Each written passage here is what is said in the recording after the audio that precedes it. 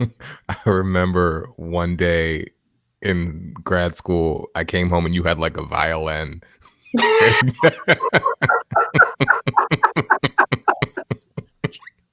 I was like, what guy?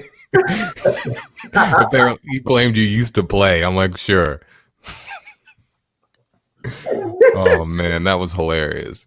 Used to play in that context. It's not as a professional. It's just see. I have these delusions. I'm so delusional, and I guess in some ways it's a good thing that I also I recognize that. So That is self-aware. yeah, like I'm super self-aware about my delusions. Like I feel like I can play the violin. So you had never played it. You were just like, you found it. Like I could play this. So so I had played it before then, but it wasn't in any way that I should be saying, "Oh, I want to buy." To you know what I'm saying? Like Right. I should buy it because I'm that good. because So exactly. because the way you said it made it seem like, you gave it up. You gave up, going into an orchestra to be in law school. Like it was between this or like the New York orchestra or whatever. Yeah, Like, I'm gonna just be a lawyer. you would think I was the conductor of the Nigerian Philharmonic or something. Like, Like you were famous back in Nigeria, but you gave it all up to be a lawyer. yeah, Oh man. yeah. Hi. Hi. Hello. Hey guys, I'm trying to. Oh Lord. Yeah, we What's can that? see that Upside That's cool. down. It's all good. we can, we can see that you've not got it together yet. You all right? Just take your time. I'm like, I have this thing. My sister says looks like a neck brace. It's like a. So I'm trying to. Oh, there we go. Okay. Because I was like, how do I get it to stay in whatever landscape, the opposite landscape? I don't know. Anyway, hey you Wait, guys. Hi. are you on your phone? Yes, I am. Is that Ah, bad?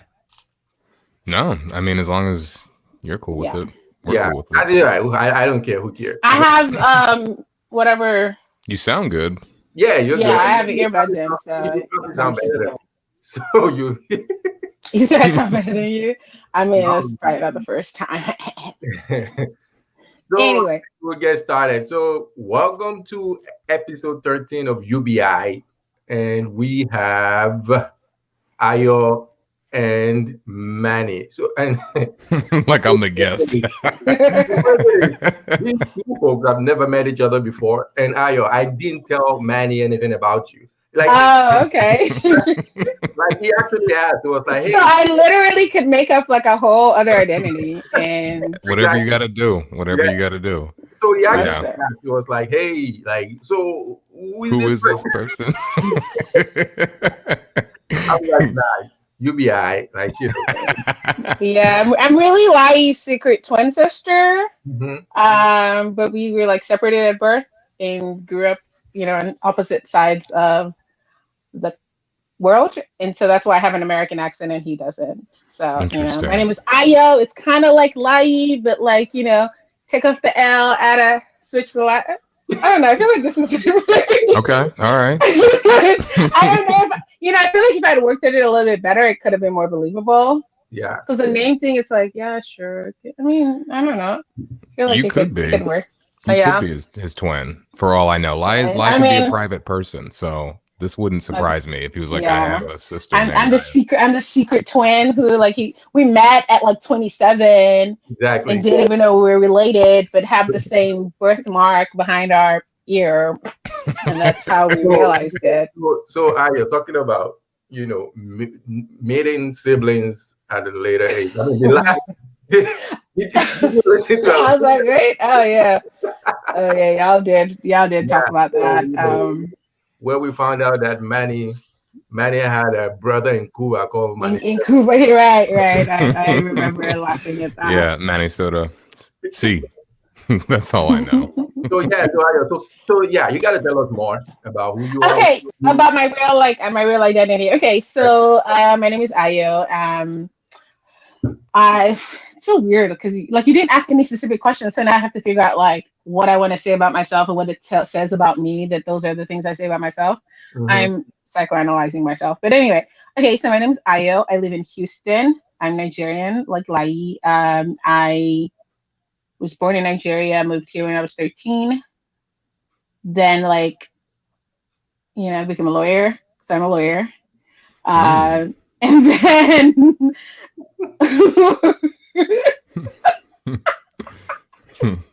I worked in big law, and then I hated it, and then I left, and then I like moved to Nigeria.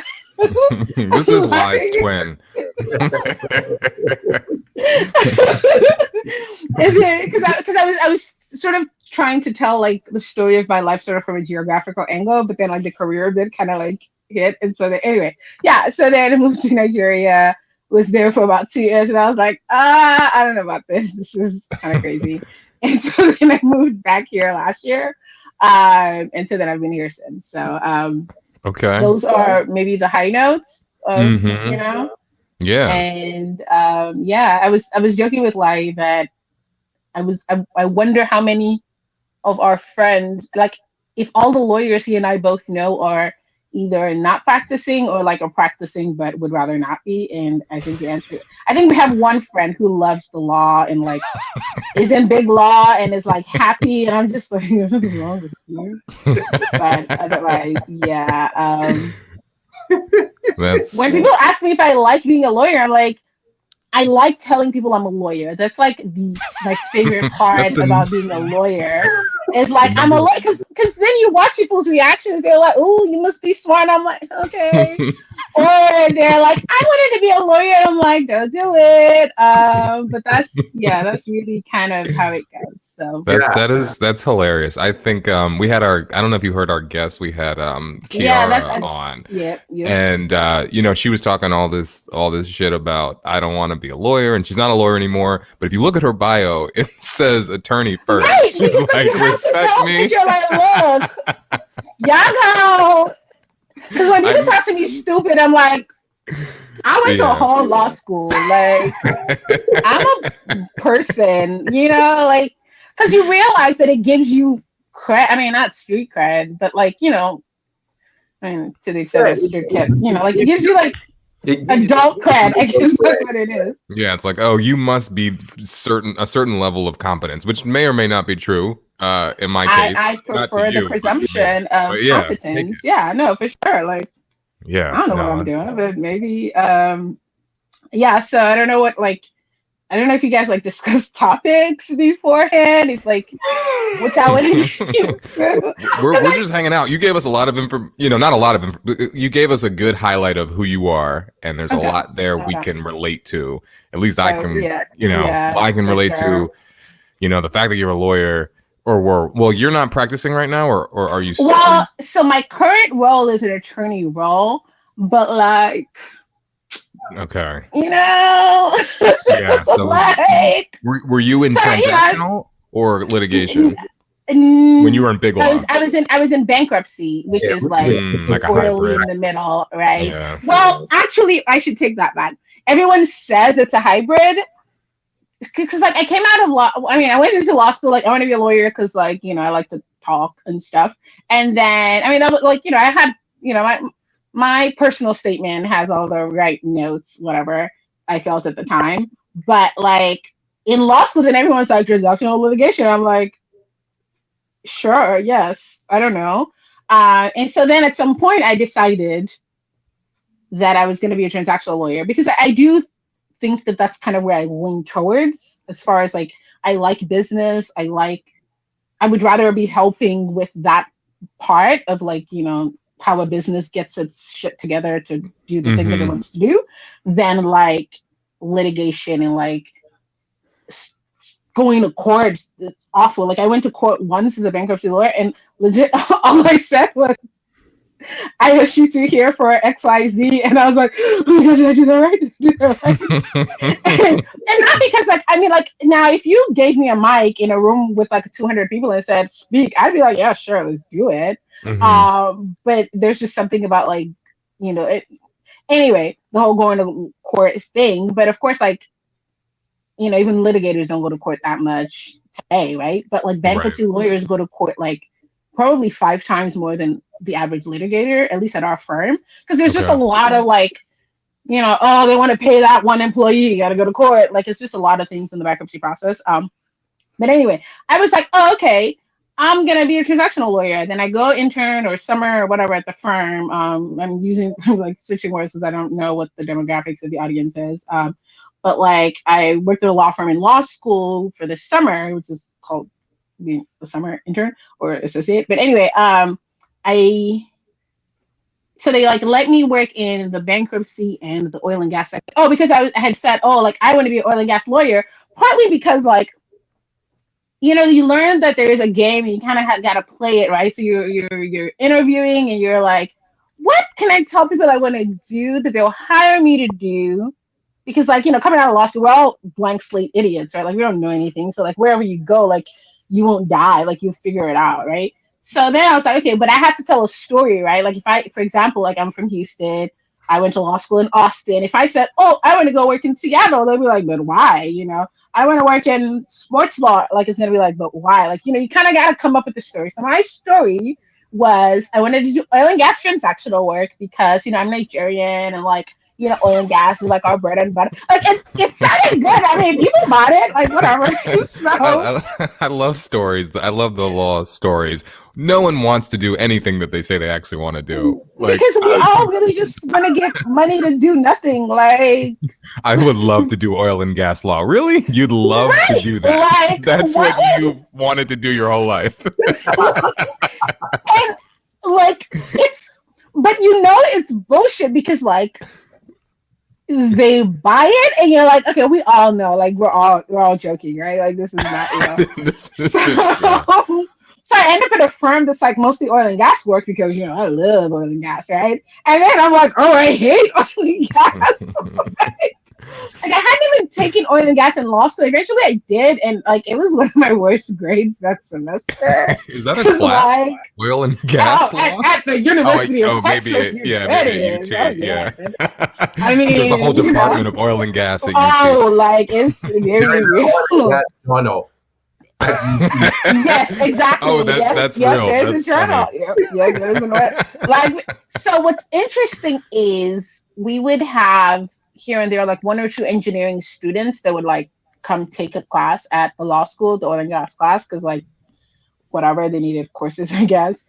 But like I remember being in oil and gas class and like had a friend who is a petroleum engineer, and I'm like, yeah, you gotta explain this stuff to me. What? Because they're talking about like technical, like there are words now that I can't even remember because I wiped my memory of all of it.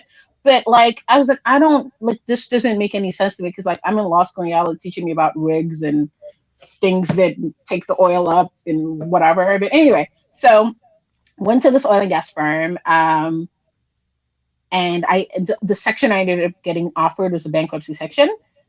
And so I was like, okay, it's a hybrid and I hated oil and gas. So this is the other thing because I worked in both of those sections during my summer. So I get there, I start bankruptcy work, and the price of oil. So I graduated 2015. So like starting September 2015, like every day there was a new oil and gas bankruptcy, like a E&P company was filing bankruptcy, right? Because the price of oil was dropping. They, all of those companies borrow a ton of money, and so now they can't pay. There's no oil, you can't sell the oil you're getting because it's worth nothing. So whatever.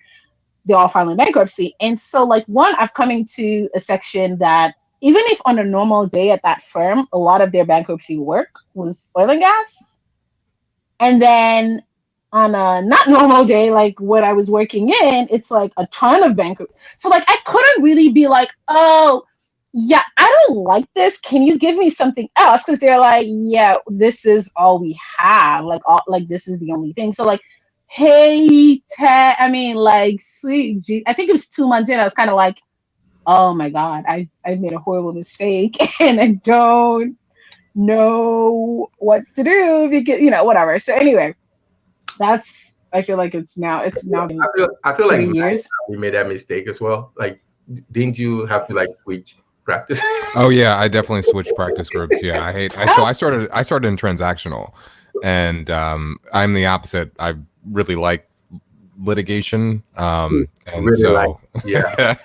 or I like it way more than transactional work, and so I Interesting. made a switch after 2 years because I hated the substance of it, but I was also one of the worst transactional attorneys there was. So it was a win-win for everyone because I think they were probably going to let me go anyway.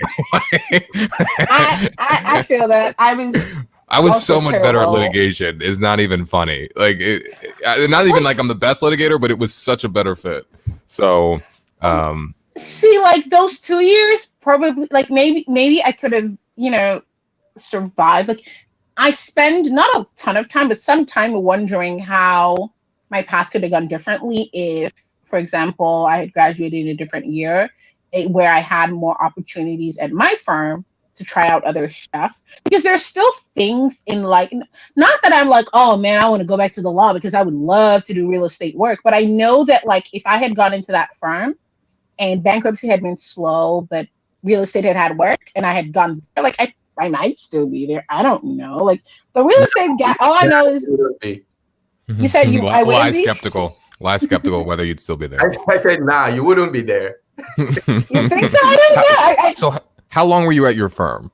The first one you went to, or maybe the only one, the only firm. The only one. I say almost 2 years, because 2 years is a nice number, but it was technically like September till like the next February. Oh my God, my quitting story is such a ridiculous story. Like, wait, September. So it was like a year and a half, really? right, like just Okay. like a little bit over that you rounded up. Like, yeah. Right. I was like, it's not a year and a half. You gotta round up to 2. It makes way more. 1.55. Exactly. I'm like, that's true. I don't care. You're gonna have to check me. You feel differently. Yeah, and I've not gone to another firm since then. I mean, listen, I'm not what's it called? I can't think of the expression now.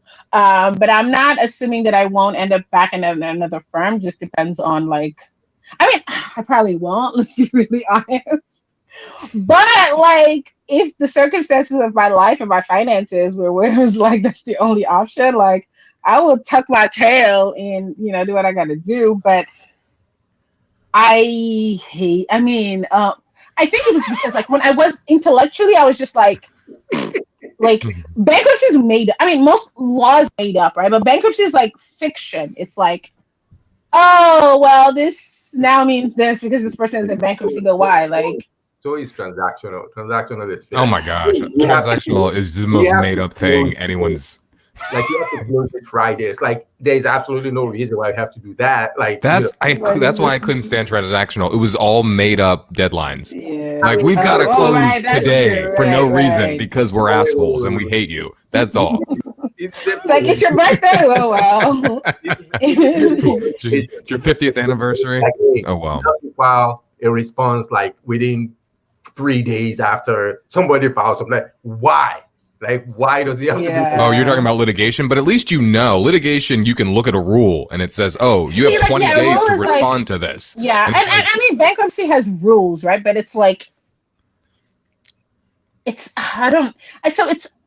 like the filing type stuff, those rules are fine, right? Because you just like know it, like, okay, you accept it, but like the sort of philosophies around bankruptcies, like, I mean, I can understand. It's the way, like, in con law, you just are like, okay, sure, commerce clause, right? Like, what? Okay, if you say so, right? Like this thing, and then this.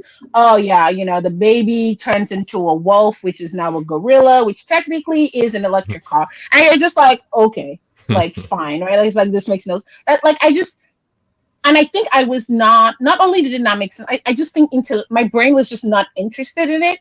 Mm-hmm. And I now, I think that maybe a younger version of myself thought I needed to be passionate about what work I do, and I don't feel that way anymore.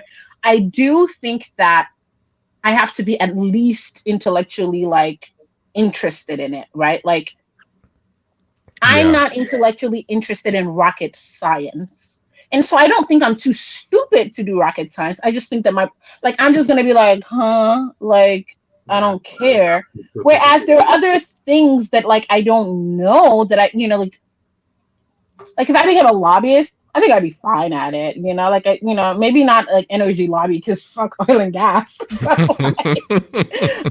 like, maybe something So much has else. changed since your speech about why you wanted to be in oil and gas 5 years ago. Look, I'm not the same person. You know, I've grown. No one's the same person from when they graduate from law school or when you go into law school. Oh yeah, for sure. We all wish we could go back and be like, look, don't do it. Just Don't or at least do wait and then don't Yeah. do it. You know what I mean? Yeah, Get some perspective. You're a baby. You have no idea what you're talking about. So that's all interesting. Going back though, let's go back to 2012, I guess, is when you entered law school. If you graduated in 2015. Yeah. All right. Let's remember that person, that IO back then. Why are you like, hey, Right. Manny, hold it. Why are you assuming she spent 3 years? Like, you could. I know she could have. Yeah, yeah. What is that supposed to mean? No, I was very. I'm just like, do people spend less or more? What if she was in there for a decade? I went. I had to go to rehab because I hated life, and then came back. No, boys, Okay, well, Kiara took time off. she did take time off. She took time off. Okay. To do other fun stuff, and then came back and finished the degree. It took her That 4 is- years, so it's not like she that took is like 5 years interesting. off. But yeah, she. If I had taken time off, I would have never. Listen, I would have never gone back to the city of Austin. I would be. She did her 2 years first, and then it was like, all right, let me just finish the 3L. That makes She already sense. she was 66% of the way there, and she graduated with us. We all started in 2011. Lai and I got MBA, so we were there for 4 years. right. And Kiara took a year off, but so it was actually worked out great. I ended up graduating both of them. But back to 2012 when you started law school, what were you thinking, and why did you want to go to law school? Nigerian parents.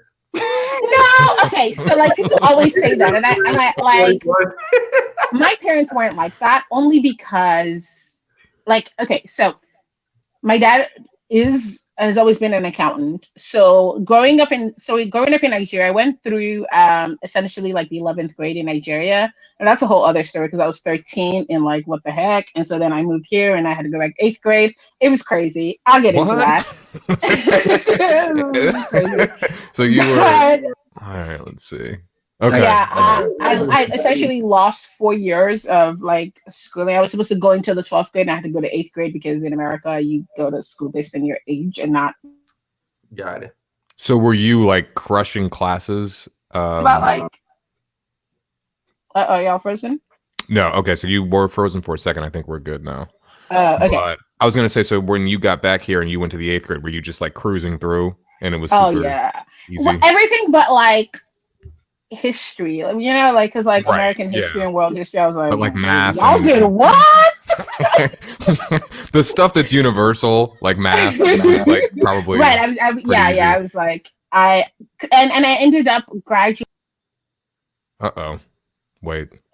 because I was like, look, y'all took 4 years for me. I'm gonna at least get one back. So so I skipped so I skipped tech.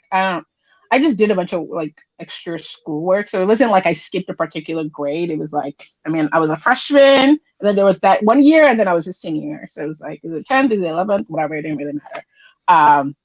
But so in Nigeria, around I gotta do the conversion, 9th grade. Yeah, or no, 8th, 10th grade, whatever. Yeah, it's called SS1 secondary school. Or senior secondary school. So around then, most schools you kind of have to like choose a path. Mhm. So there's the science, which is kind of like those who want to be doctors. There is the art.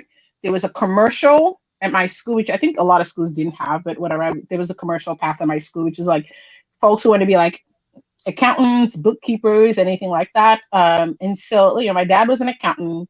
I was like, I'm gonna be an accountant just like my dad, you know. So I was on the commercial path. I was taking like economics and all this stuff. You know, it was cool. And then I moved here. I end up in the 8th grade, which is again insulting to my intelligence. It was this whole fight to even like go to the 8th grade. I was like, look, just put me in high school.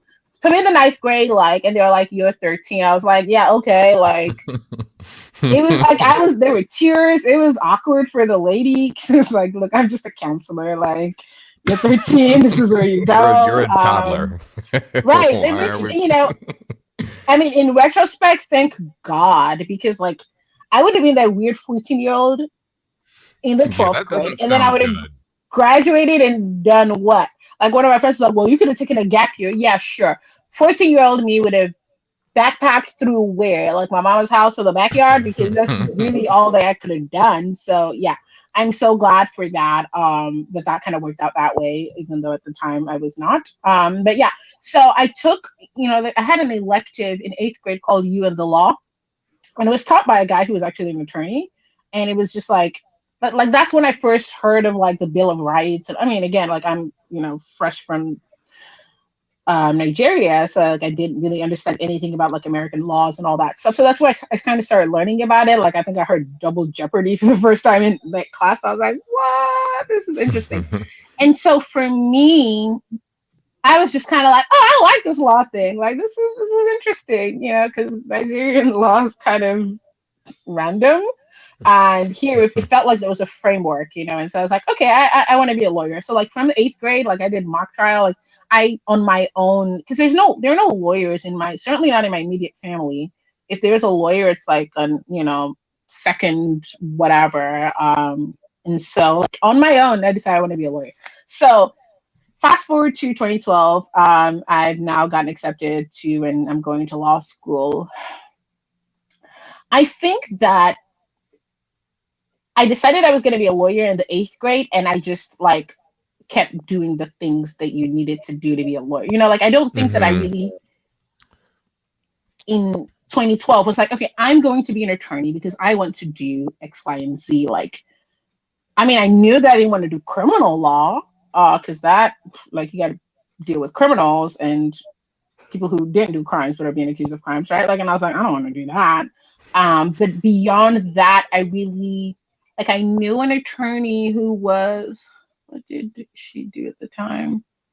I don't remember. She was a Fulbright, Black woman who I met at like a conference, and I like was like, "Can I shadow you for a day?" And so like I went, like watched her respond to emails. Like I was like, it didn't look interesting when I did it. I don't know about you. It looked really bad, and I was like, I'm too late. I'm almost applying. I guess I just have to do this. I think at the time, her name's Anita. I think at the time I like shadowed Anita. Like I probably had already gotten accepted, like probably got some scholarship money. I was feeling like, I would do this thing. It's just, and again, it's kind of like this whole saying you're a lawyer thing, saying you want to go to law school, you're going to law school. Like people are like, oh, okay. Like nobody's ever like, oh, that's, I mean, now where are those people? Right, exactly. Like, I rationalize it. Like, I just caught him on a boring day. That's all. I'm sure it gets more interesting than that. Yeah. But yeah, no, I had someone actually come to me when I went to like, a firm before I actually went to law school. And it's so funny. I remember his desk perfectly. He had, looks like we lost Lai. Hold on. Oh, okay.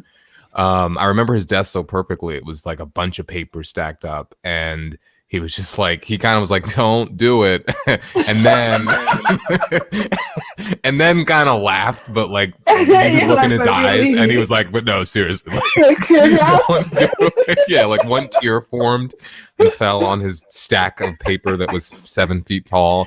And I was like, God. And it's funny now because I look back at his office, like that looks just like my office. You're like, that's like exactly that is the same. exactly the same thing. I don't have as much paper these days, by the way. What's that? So what does your office look like these days? Well, but now my office is just my basement. This is my office. So it looks like I have a microphone and one monitor, and I have no paper. I've printed nothing since we've been working from home. How's that? I'm like a paper printer. I mean, I just got used to it. I just read things online now. And I mean, I take notes, if I'm on like a call, but I haven't printed a single document. And sometimes you really wish you could, but I ain't messing with a printer at my house. Too much work. It's like And once they got my I have to name. pay for the ink, I'm like, nah, Right. I'm good. And Like at the it's a whole office, I would different- just print off like 60 pages just because I might read something. And then you're like 6 months later, you're like, I should toss this. I'm not gonna do Yeah, I'm gonna anything toss with that. it. My assistant comes in and is like, "Are you gonna? There's 1,000 pages for you here. Oh, I don't need that anymore. I decided to just Yeah. look at it. That's gotta be one of those. Like there's all this talk about like maybe we'll never go back to the office and all that, but even if we do, like we're gonna be forever changed. Like that's one thing, right? Like, and then maybe you get back into an office and you're like, yeah, back to printing 1,000 pages, but like. I wonder if that'll be one of those things where we're like, oh, I've gotten used to kind of not. Yeah, I haven't been away long enough. But maybe by the time we go back. But if I went back today or yesterday or tomorrow, like, I would print off 1,000 pages. Like I'd probably go extra crazy because I haven't had a chance to print off as much as I wanted to. Just crash the printer the first 30 minutes I'm there. So let me ask you this. So I mean, you guys are talking about going back to the office. I mean, and I feel like that will probably happen, as we start getting the vaccines and things like that. Would y'all take the vaccines? Yeah, why not? Yeah, I'm gonna see. Are you an anti-vaxxer? I'm not an anti-vaxxer, but I'm gonna see if y'all die first. I'm gonna just give it a minute. What? Be like, who died? Okay, no, I'm good. Or maybe no one dies, and I'll take it. But I'm gonna be like the third wave. You're gonna have waves of people. I'm gonna just stand back and wait. Like I'm like, look, I had, So this is the thing. I'll take it tomorrow. Listen, where's the line? You're not signed up. I think a lot of people, I think there is a lot of legitimate concerns about the vaccines, right? Just because one, I don't think it's ever been done this fast before. Two, yeah, that's a little. It's like, are you going to get in a plane that they were like, normally these take 5 years to make, but we rushed it through some regulations and now it's done in 3 days. I ain't flying on that plane, so it's kind of like. So have we? But so this is my retort to that, and y'all will laugh at me because this is. Not evidence based at all. I remember seeing a tweet. Uh-oh. I remember seeing a tweet by like someone who I think was a scientist. It sounded right? This is the funniest source. See tweet, I think of someone was a scientist. Maybe. I think the person was a scientist. It was one of those threads that you read and you're kind of like, yeah, I'm with you. What did this maybe scientist say? Right. So they were saying that whenever people are touting the fact that like, vaccines usually take 10 years plus, whatever, that they're like, part of that is just a lot of time that people are applying for funding and doing all this other things that like, so it's sort of like thinking about how,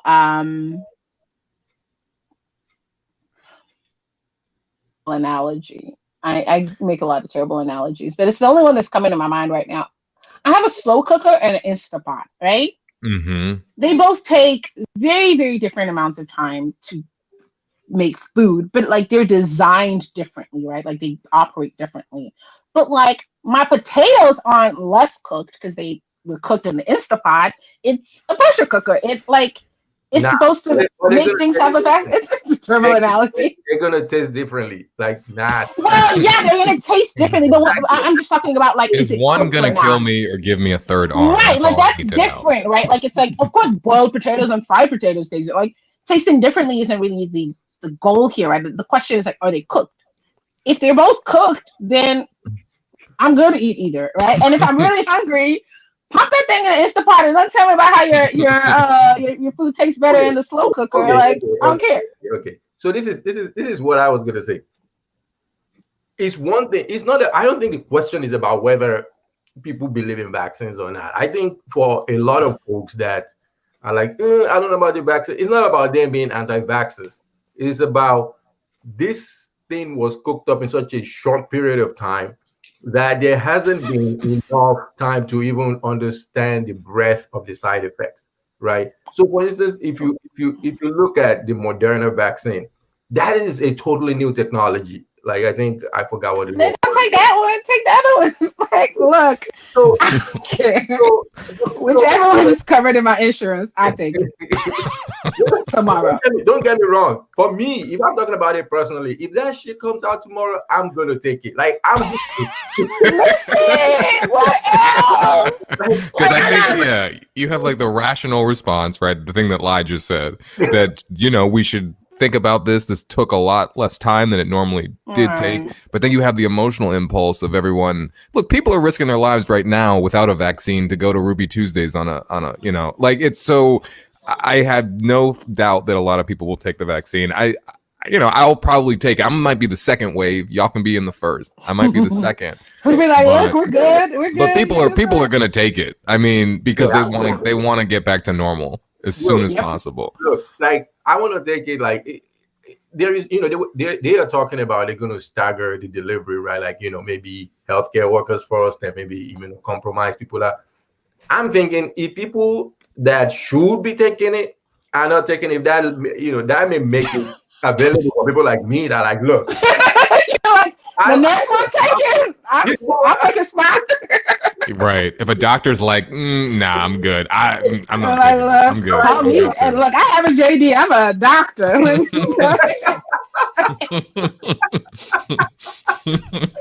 He's a kind of doctor. I need to just go back to I want to travel because I think that's what I'm saying. I think a lot of countries are going to require it for you to come to, like, especially these European countries. I think they're going to say, like, look, you need to show some proof, some evidence of proof that you have the vaccine, etc. So I'm just like, you know what? What are they? I'll be fine. Like, yeah, maybe I get a headache or whatnot. But what I think my bigger point is, I don't think those that are concerned about. I think it is a legitimate thing to assuage people's fears, right? Like we are in a society where everyone is so distrustful of government and pharmaceutical companies and all of this stuff, and if it is going to work, you have to give people confidence that this has been done correctly, and it is interest to take it, because I don't think people that are. I think the majority of people that are concerned about it, it's not that they're anti-vaxxers. They believe in vaccines. They're just concerned that can we trust this? I mean, you have Trump like pressuring right. That it's like, dude, like that's a legitimate thing for people to think about. That. As this, So I mean, I'm a little. There's a, if I'm like 100% ready to take the vaccine. I was 98%, and then they announced it after that fool lost the election, and so that gave me that little extra 2 I needed. I was like, good, because if they had announced the vaccine like a week before the election, I would have been hot. Like, one, I would have been just angry because like Lai and I have talked about this. I am not completely sure that without COVID, the election would have gone the way that it did. I would like to think that it wouldn't have, but I really think that, like being that incompetent, because I think that for a lot of people, there are a lot of things that like this administration has done that has not impacted them, and so they don't really care. But this one, like, look, even if nobody that and that your friends know has gotten COVID or has died from COVID, you're in your house, right? Like you can't do the things that you could do, so it impacts you and feeling, so I think that on, sort of on its side. But yeah, if the vaccine had been announced, one, I think it may have possibly affected the election results. I don't know that. I mean, I don't know, whatever. That's neither here nor there. But I definitely am glad that it got announced. Like if I were Pfizer or whoever first announced, and I was that person, I'm like, look, we're not gonna hit that email until CNN announced. CNN announced, boop, hit the email. Because, like, I mean, obviously he's still president, so it still happened under his presidency. But imagine if it had had the chance to sway the election at all. Like, ugh. And I think if he could have, he would have gotten it announced before for sure. Can you imagine if that happened like 4 days before the election? Man, I would have been hot. Yeah, people even claim that this was a PPP, like a public-private partnership, and Pfizer was like, "No, this wasn't a They're like, you ain't have nothing to do with this." Yeah. They're like, they try to give us a little grant, we ain't even take it. Like, We're not. Yeah. Imagine if COVID didn't happen, though. Imagine if Trump if there was an election in February. Yeah, I think he'd be good. I feel like he would I have think been he'd win good. pretty handily. Yep. Like we were not. Everybody like, was Like chilling, people you know. love Biden. Like they don't. Some of us maybe love Kamala, but like I would have voted for Biden still, but I feel like I would have voted for Donald Duck, right? Like I would have voted for my towel, but I a lot think of people who weren't sure about showing up. I think that as horrible as COVID has been for the world,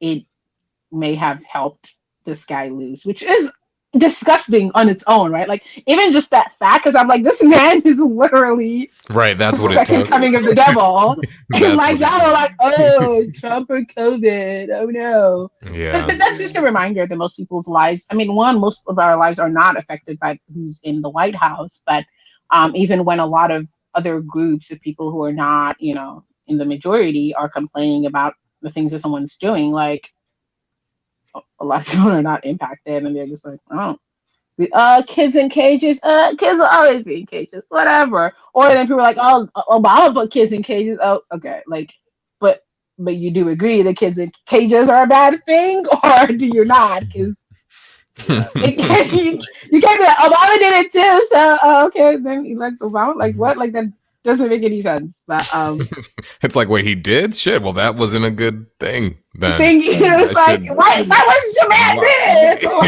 this? There are a lot of things people will say. You're like, so are you mad or are you not mad? Because if it wasn't okay when Obama did it, it's not okay if it's happening now. Right. Including all the other things. But so yeah. So switching topics a little bit. So Manny claims he's a lawyer, but as you may have heard, he's also a comedian. I mean, he's whatever that is. Yeah, I was gonna say he's a real lawyer. He has. I actually am the the real stuff. The lawyer. Yes, go ahead and say it. Say it with your chest. This is the most ridiculous question ever. I may have asked this in an earlier episode, but I don't remember. If you could make the same amount of money being a comedian and lawyering, dude, I know the answer to that, and I haven't been friends with him since 2011. If I made like 1/4, I'm gonna seriously consider it. Okay, well, I was about to say that was my question. Like that was really good. My question. Not even the same amount. I mean, that's a no. Yeah. I mean, I would walk up there today. I mean, they're not even open. No mask. Risk my life just to be like, look. I'm out.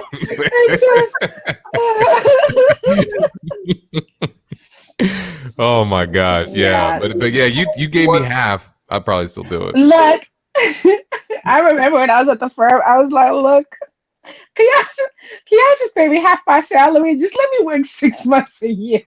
That would be actually. Would y'all take that? I would seriously take that. Hell yes. If you paid me half the amount of money to be a lawyer, but I only had to work 6 months out of the year. I'm like, what else? Like, what else could I want out of life? I mean, you get 6 months off to do whatever. You could just have another. You could just do whatever you're passionate about. Like I would. The first day of the 7th month, I would be in a different country. Like I just be like, and I'm out, like you would never come back though. Like I feel like that's I can come back. Look, first of all, because I'm gonna be out of money, so like I have to come back. No questions asked. Because the 6 months. Yeah. I mean, maybe I wouldn't do it forever, but like I would just like. I would do it at least twice as long as I would be a lawyer 100% of the time. And I mean, low key, I feel like last year was kind of my version of hacking that. I mean, not really, but kind of, because I moved back to the US in April last year. And then I was doing doc review, which I mean, I still kind of do doc review. I mean, not right now, but I still get the emails. And I don't know why I'm explaining. I don't even know if y'all have listeners, but for those who don't know, I feel like I was explaining, but then we should explain some of this stuff, what we're talking about, because this is very lawyer-like speak. Yeah, Doc review is just it's a process where lawyers review documents. Well, that didn't really help at all. But anyway, so the way that I explain doc review, it's like not really how I explain it, how I analogize it. It's like the lowest level of lawyering. So it's like, really, I do it because they require a lawyer to do it. But like the fresh out of college 18-year-old could figure out a lot. Maybe not the privilege stuff, but also if they did like 2 hours of a, video class on privilege, they'd figure it out, right? Yeah, I think the only reason it has to be a lawyer is because we're seeing things that like are confidential, right? And so, my favorite right? is when they're like, you're probably not going to find anything. And you're looking for this one very specific thing, and unless you see that, like, that's my favorite doc, because you can just turn your brain off. Right? You're like, just go through the documents, put on a podcast, put on UBI, and just cruise through. But privilege is the one where like, oh god, I gotta think a little bit. Yeah, and I hate like because privilege is the worst. When you're doing doc review, like as a contract worker or whatever, it's like they're not paying you more for privilege reviews. It's kind of annoying because it's like, you mean I gotta come in here for 10 hours a day and use my brain like this? Yeah, and for those who don't know, look at privilege is when you're looking at documents, your documents that you're going to produce to the other side, and you look for communications between your client and another lawyer. Those communications would be privileged, and so you wouldn't produce those documents. So you have to kind of figure out like, my brain is already shut up. Just yeah, it's just lawyer speak. I didn't mean to be that person. I'm sorry. I know. I'm the guest who made y'all talk lawyerly. I'm sorry. I regret this. I mean, as you probably figured out, we just wing this podcast, so we don't necessarily come prepared, but we be high. So we be high. Have you guys heard about this this comedian called White Yardie? No, White Yardie. So did he do something? Is he canceled? So I'm gonna just play like a clip. It's not like a super popular comedian, like the way you talk about Bill Burr, but he's like he's popular on the internet. You know what I'm saying? Like, does he like a YouTube comedian or something? Yeah, it's like one of those kind of guys. But anyway, I'm just gonna play a clip. You don't know anything about White Yardie, and just let me know if you guys hear this.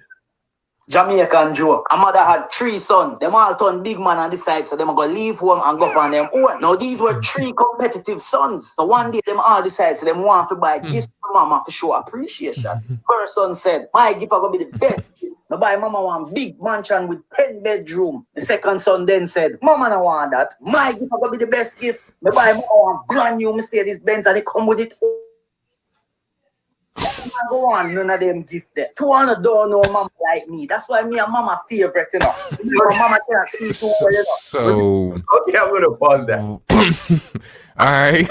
So what the hell? I did have to watch this like 4 times to understand everything you said. So what are your thoughts? But like just based on what you just heard, like what are your thoughts? Did he get canceled for some appropriating? Chuck Hanks type stuff?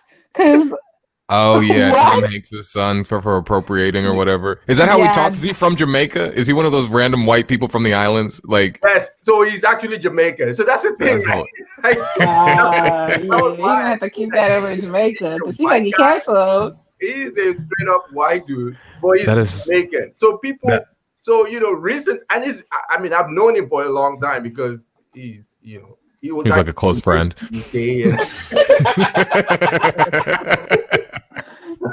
You taught him how to speak broken.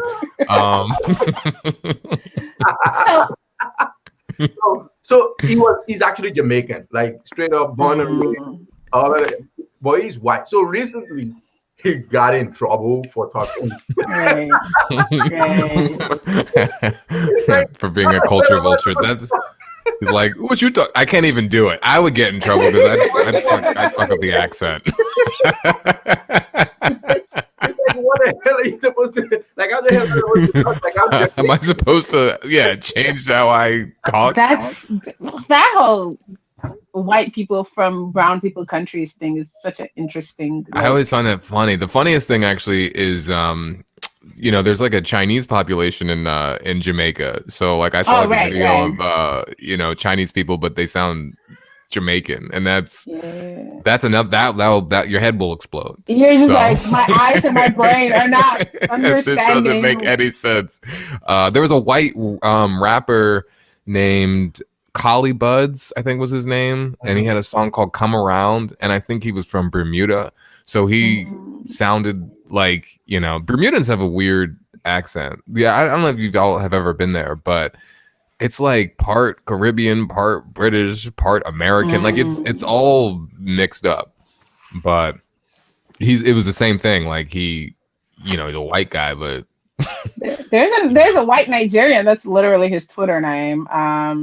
He does music, and he annoys me. I'm just gonna have to put that out there because, I mean, his existence is kind of whatever, right? Like the idea of like people move, people are from different places. If he wants to be a white Nigerian, that's fine. I think what annoys me about him is he'll say things like, so he'll essentially like attack Nigerians or Black Nigerians, whatever, for essentially like not being patriotic enough. So he'll say things like, oh, my kid, like, and I think he's white, but he's like Colombian or something like that. Like like, white people are so patriotic. No matter where they are, you could be in Nigeria and you're so patriotic. Like, dude, shut up. Nobody cares. So he's like, my kids were born in Nigeria because, like, a lot of what's it called?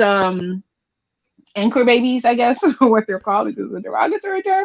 But like people, like pregnant women who come to the U.S. to have their children, so their children become U.S. citizens through birthright citizenship. So like that's a big thing in Nigeria and China. Like a lot of people come to the US for that, right? Like it happens, it's a thing, whatever.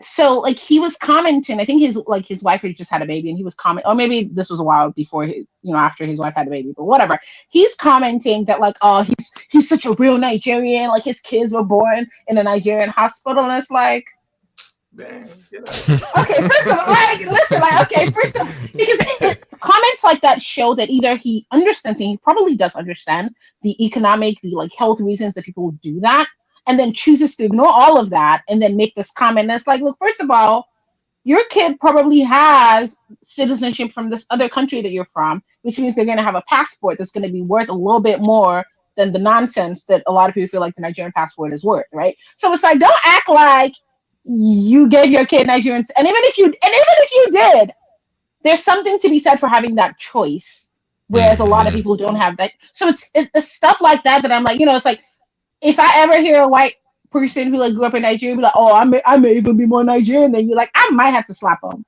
because it's like people will say that kind of stuff, and it's like, first of all, with your little white privilege, smearing your white privilege all over African countries, like.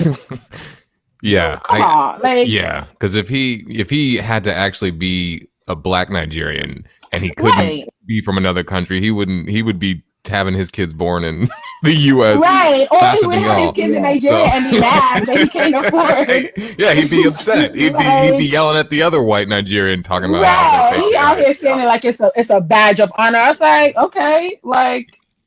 Shut up. But, the one that annoys me the most is, you will have this. They are not even Nigerian, just straight up white folks in Nigeria that live there, or and once they're there is this ridiculous sense of entitlement that they have. So I remember there was a time when I visited back. I mean, it was a couple of not too far back, and we were just standing in line.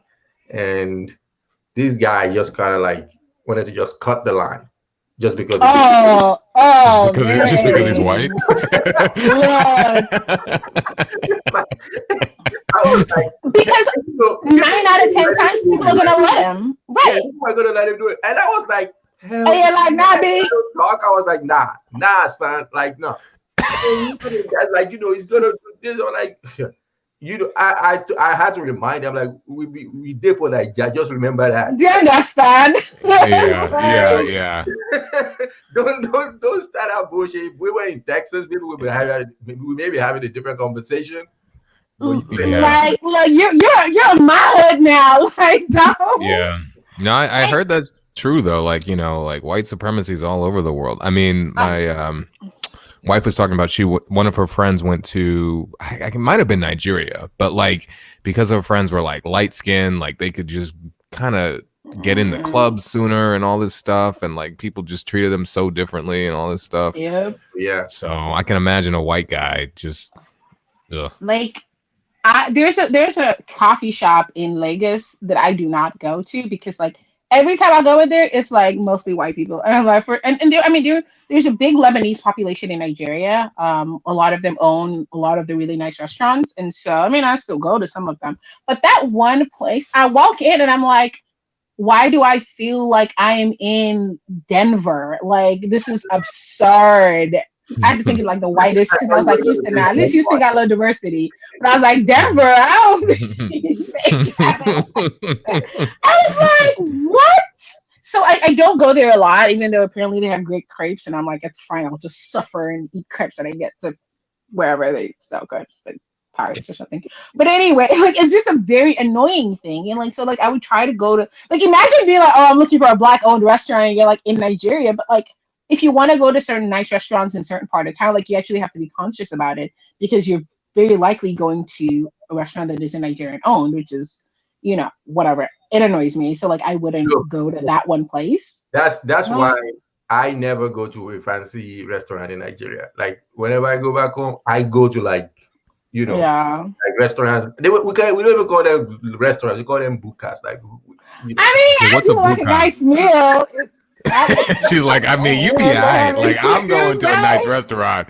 I might just have to find my own. I'll make my own. But what's a buka versus a restaurant? It's simple. It's simple. Like most of those restaurants don't have anything that is different from what I would get here, right?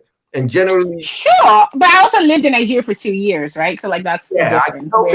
That's different. So if you're living, of course, you want to mix it up. But if you're living, you're gonna go to like those. Oh, right. Like if you when I go back, hell no, I'm not going to no fancy ass restaurant. I don't care who owns it. Like, I know for sure that the restaurants I go to, they don't even speak English. Like you on your own if you're trying to speak English to them. Like good luck. So you got to answer Manny's question. I want to hear your answer to what's the difference between a buka and a regular restaurant. How will I even describe it? Like I feel like I don't even have the English language to describe it. This sounds interesting. I don't know if I want to go to this. It would be a hole in the wall. I would consider it like not just a hole in the like they're makeshift hole in the wall places, right? So like is this like someone's house basically? Like it's a ton of it, right? It's not like you have a ton of them. So it's not exactly street food. But it's not. What else is it? It's like the stuff you would cook at home and eat for dinner, right? It's just they're makeshift in the sense that when a lot of them are like close to workplaces where a lot of people, like a lot of like low age earners work. But even then, like my dad, there was one near my dad's place that he worked at, but like there was a canopy, like a tent.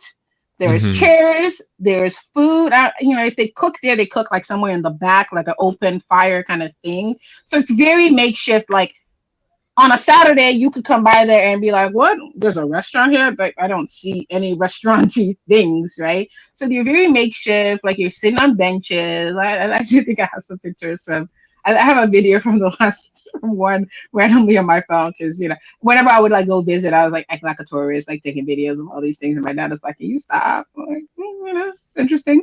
But they're very like because hole in the walls here at least are like restaurants like that. Like it's a built like that's a restaurant. Like if they left, another restaurant business would come in there. These bukas. Some of them anyway. I guess I'm thinking that, and then there are some that are like real restaurants. Let me give an example. So some of these places, right? I remember when I was in high school, there was a buka that was in some place. During the day, it was quote unquote a restaurant, and in the evenings, it was a soccer field. So, Right, like it's like it could just not be there like, tomorrow. It's sustainable, So are they portable? These things? it's not possibility that we're talking about. You Wait, said what? No, I said, are they portable? I guess you can think of them as portable, but they're not going anywhere. So That's why I call them makeshift, right? They're like, it's there right now, but it don't got to be there tonight. But that's portable. But it's not because they moved the thing, right? So it's like is it like a porta potty is a portable bathroom, right? Right. That thing, you can move it somewhere else and go make that place the bathroom. This isn't like that because you can technically move. I mean, but it's not. But it's like you're moving the pots and the pans and the chairs, right? Like you're not moving anything because their kitchen is, a firewood stove, right? Like, yeah, so I guess I can move the wood and the matches, but you know what I mean? Like it's like that's also, I mean, I guess the concept of a restaurant is a lot more loose than like a toilet, but like, I mean, I guess when I did Kili, like our toilets there were very makeshift. So I mean, that's a whole other story. Long story short, it is. You can think of it as street food, but but street food, but maybe not so portable. It's not like on a like a cart or a truck or something. Exactly. Right, like it would, not like that. So quite frankly, some of these restaurants actually are stationary. Some of they may be built in an uncompleted building or in some sort of oh my god! Why I'm worried about you. What are you doing? Where are you eating, bro? But they're not like they're not a restaurant that I want to go to the bathroom. Okay, you can go to the bathroom now. Like you're gonna like go to the bathroom in the bush. Like these are they make money obviously, and that's what they do. What's that? There's no overhead. Like there's no right. Yeah, this is not a lot of overhead. Right. Yeah, you just bring your own pots and pans or whatever.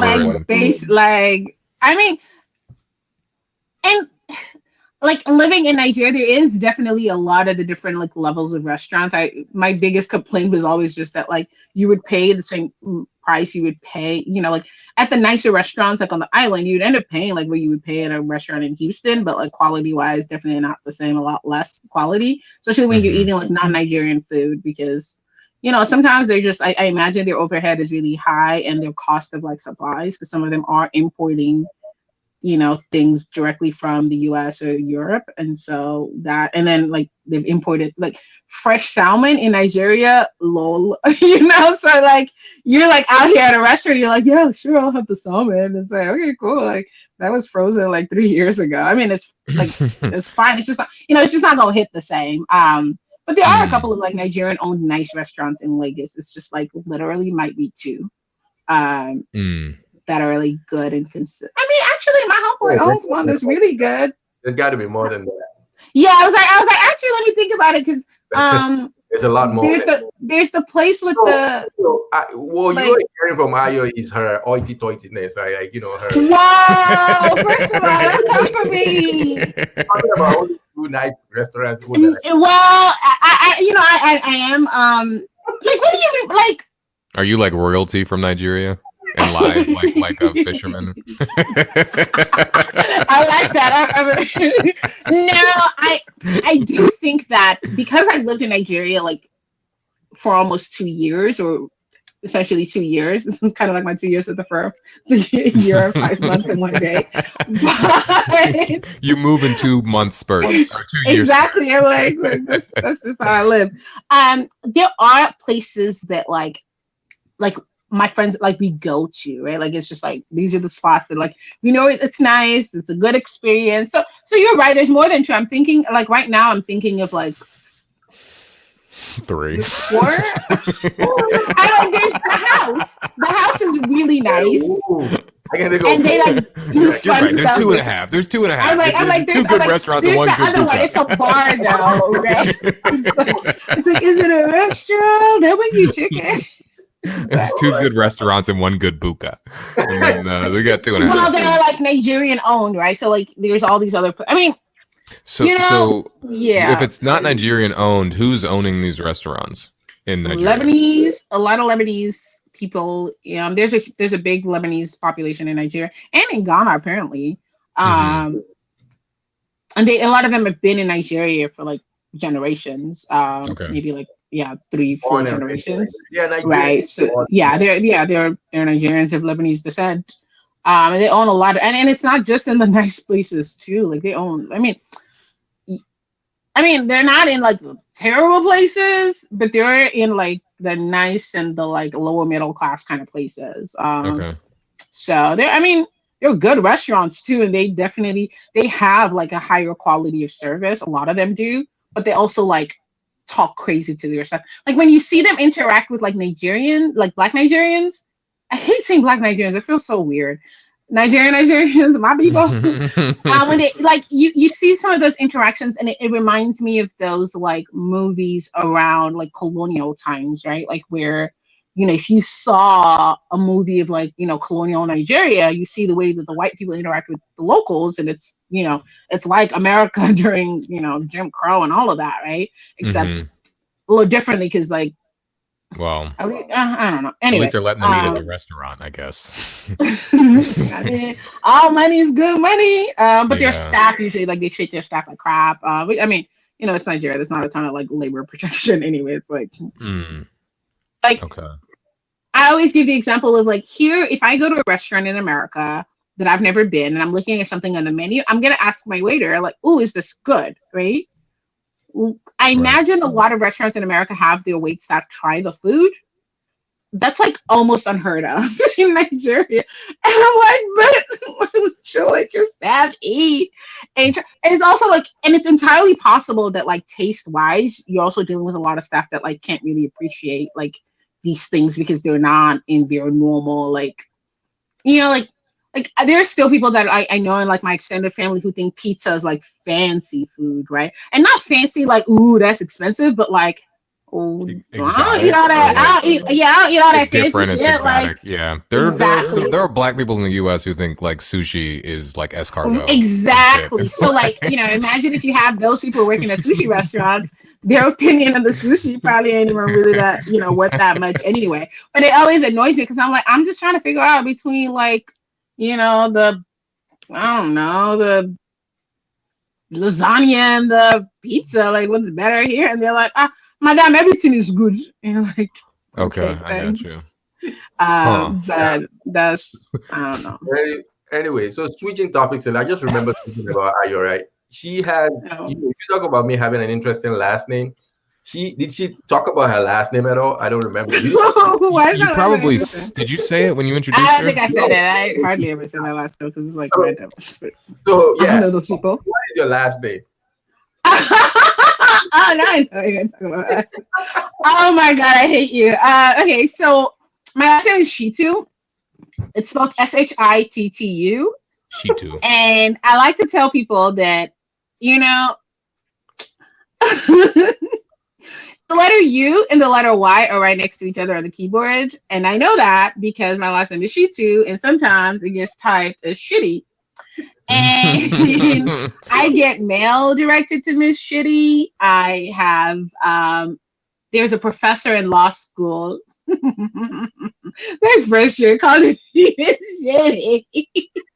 They called you Shitty? I think it's property, and the whole class is like, ooh. And I'm like, ooh, but like, cause my name just got called out, and I don't know what's going on. And I'm like, the name thing, like whatever. Then you just don't respond. Like, I don't know who that is. Who is this shitty person? That is not my name. But yeah, so my last name, and then. And probably like additionally interesting about my last name maybe is I have no idea what it means because it's not in like Lai's last name is in Yoruba, right? Like the language that we both speak. So like I could figure out at least the second part of his last name. That first part, I think that's Arabic, right? Ali. I don't know what Ali means. It's not. Yeah. So like my last name is like Arabic, right? So like I have no idea what it means. It's like I asked my grandma, she don't know, like nobody knows. And you might be wondering, like, why the hell do we have a lot of Arabic names in? Because we're from the Yoruba, we're from the Arabians. You know, like yeah. What is the connection there? I know that obviously there's Arabic in West Africa, but I never really knew like the connection, like the history, like when Arabs were there, or whatever happened. So you know, there was a book that it's not really I wouldn't call it a book. Maybe it's more like a long article. Was it a tweet? Was it a tweet? By maybe a doctor. You know, it's like a long like historical whatever. Where this basically, I don't know if it is factual, but it wasn't something that was. No. Like I'm saying that not in the sense that it was. I mean, you know, when you're talking about historical whatever, right? It was historical fiction, maybe. Yeah, no, it's not historical fiction. I mean, but that's based off of real stuff, though. No, yeah. So this was written as fact, like you know, this was. But I'm just saying from my own perspective, like I don't know if the numbers are true or the dates, etc., etc. But I don't think that.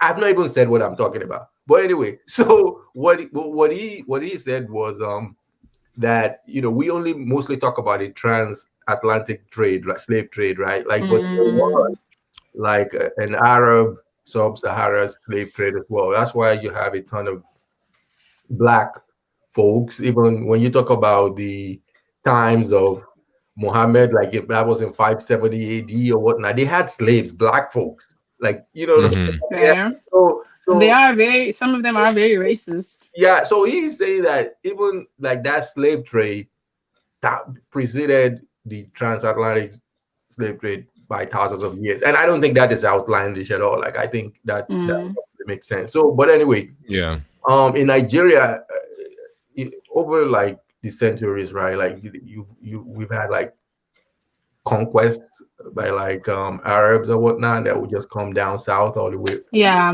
I have read tweets about that. And people converted over time, and you know they adopted these names, and there's been, I guess, bastardization of of names and culture and customs and so on, both from the Arab and also from white people. So got you. Okay. Yeah, that's why we have some names like that are kind of like they're not really Yoruba, but they have Arab influences. Interesting. Yeah. Okay. It's also why we have, you know, a ton of Muslims, like with 48 to 50% of the Nigerian population is Muslim.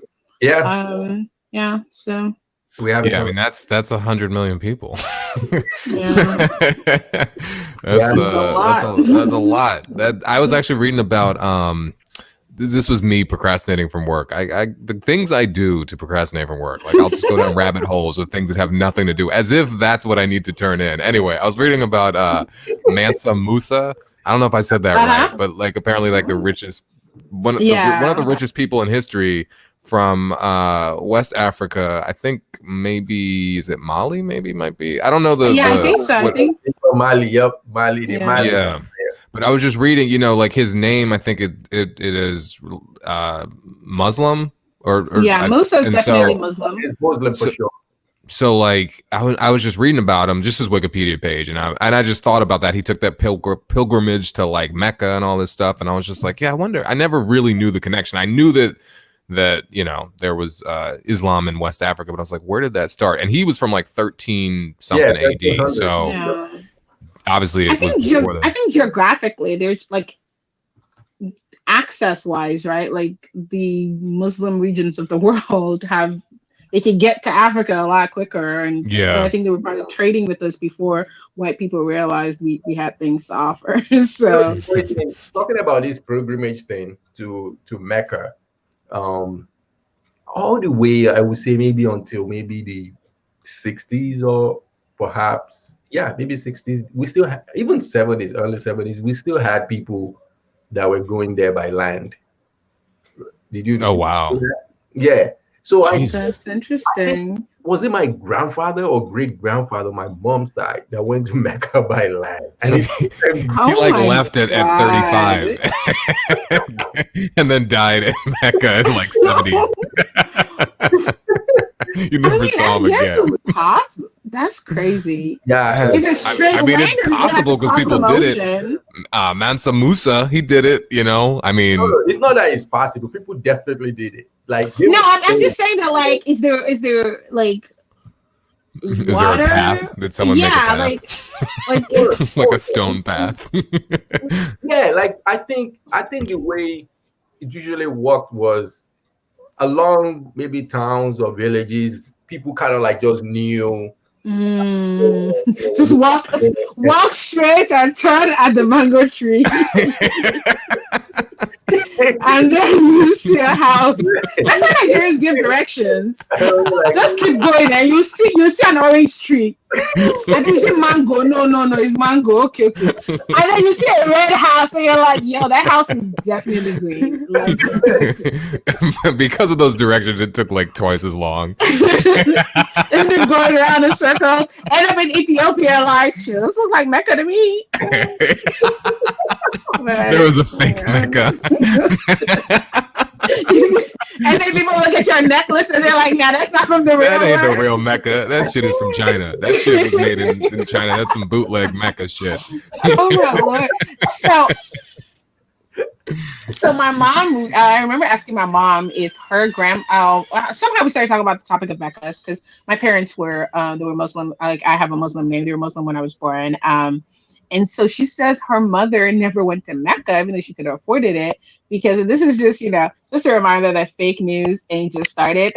But somebody had told her that in Mecca, it's really like dusty and people like die from not being able to breathe and it being too hot. And so she just like never went. And I'm just like, I remember my mom telling me, I was just like, so she, is Muslim. She knows all Right. these other Muslims who went to Mecca and didn't die. And she's like, yeah, but I heard people die. I'm just like, was she just too cheap to go? Is that what's going on? Because That could be. I That could literally be. don't understand. Like, that's obviously something that's really important to like your belief. And she's just like, yeah, but I heard I might die. So I'm not going to risk it. Is this a thing? People dying in Mecca because of yeah. dust? No. Yeah. Lie is claiming it's happening. No, yeah, that happens. Like, I mean, it's the desert, right? So, like, yeah, you could die, but like, Yeah, that's why y'all need to fly there. Stop walking.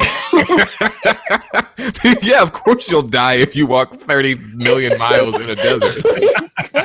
I actually just, Not Mecca's fault. I just Googled how long it would take you to drive from Nigeria to Saudi Arabia, and it would take you 4 days and 18 hours. Basically, And that's driving nonstop. driving. You haven't slept. Can't stop for gas. You gotta be on a lot of drugs. No, There's a exactly. lot of drugs. Yeah, but So, I mean- people will go with like donkeys and camels and walk and shit like That's that. just as bad. Now you got to clean up donkey shit on your way. You might as well just walk. That's why we have. That's why we have PETA now. PETA's like, stop. Leave those camels alone. I'm sure Mecca's like, would y'all just take planes here? We have an airport. People are dying and blaming it on us. We built an airport. Stop walking to Mecca. So this is a really random segue from this Mecca thing. This is a very Nigerian topic to bring up, but so currency devaluation in Nigeria, right? Like money is all, it's crazy. Like in 5 years ago, maybe about 5 years ago, $1 was worth 170 naira, and today it's probably about 480, 490. So it's just, currency devaluation and all that is going crazy, right? Mm-hmm. But there's this thing about how, like, if you want to go, and this is just a reminder that, like, Nigeria is a democracy, but, like, faith and religion is definitely still a big part of, like, our whatever ethos. And also corruption was kind of tied together to make the fabric of a great country. But anyway, so like if you want to go, so there's sort of like an official rate that you can buy dollars from the Nigerian government. And it's this thing where like if you are requesting to buy dollars because you're going to Mecca or you're going on religious pilgrimage, and I don't know if there's like a Christian equivalent, there probably is, I don't know. But like you're going to like Rome or something. But like if you that's the reason you're traveling, you can get That's definitely you said what? okay. like I'm going to Milan because like hashtag Catholic. I go to Bahamas, like that's Go to Rome. Like the Vatican. I mean, we have a huge Catholic population. I guess you could. I was thinking more like I think Christians go back Jerusalem. to like, Yeah, that's true. Yeah. You could go to Rome. Yeah, but not all Christians are. Most Christians, well, a lot of them aren't Catholic. So yeah, that's Rome, right? Rome means I don't know. nothing. I was like, yeah, I can go see the Pope. But yeah, so you can get like dollars at a much friendlier rate if your purpose for travel is pilgrimage. And there's this interesting conversation about how like it's ridiculous that you can't get it at a better rate to do business, which like, yeah, if we want the economy to not suck, maybe we should do that. But it's like, oh, you got to go to Mecca or Israel. Again, maybe I'm not really sure about that, the Christian right thing. But like that is just so fascinating to me that like even though we're like, yeah, we're not a we're a religious system of government, it's still this thing and I mean when I say official versus non-official rate, I'm talking like 40-50% difference, right? So like I could give you 1 million naira and get, I can't do the math right now, my brain hurts, but like about, let's say $2,500, 1 million naira is about $2,500. But if I'm going to Mecca, oh well, I might get like $4,000 for that same, like, or maybe like $3,500 at least, right? Like it's that big of a difference for the exact same. Anyway, it just, I don't know if Lai has any like. And you can use it in Mecca. Is that like, right, hey, I'm going to Mecca? Does anyone just be like, hey, I'm going to Mecca, and then they're in like Los Angeles, like after they get the naira?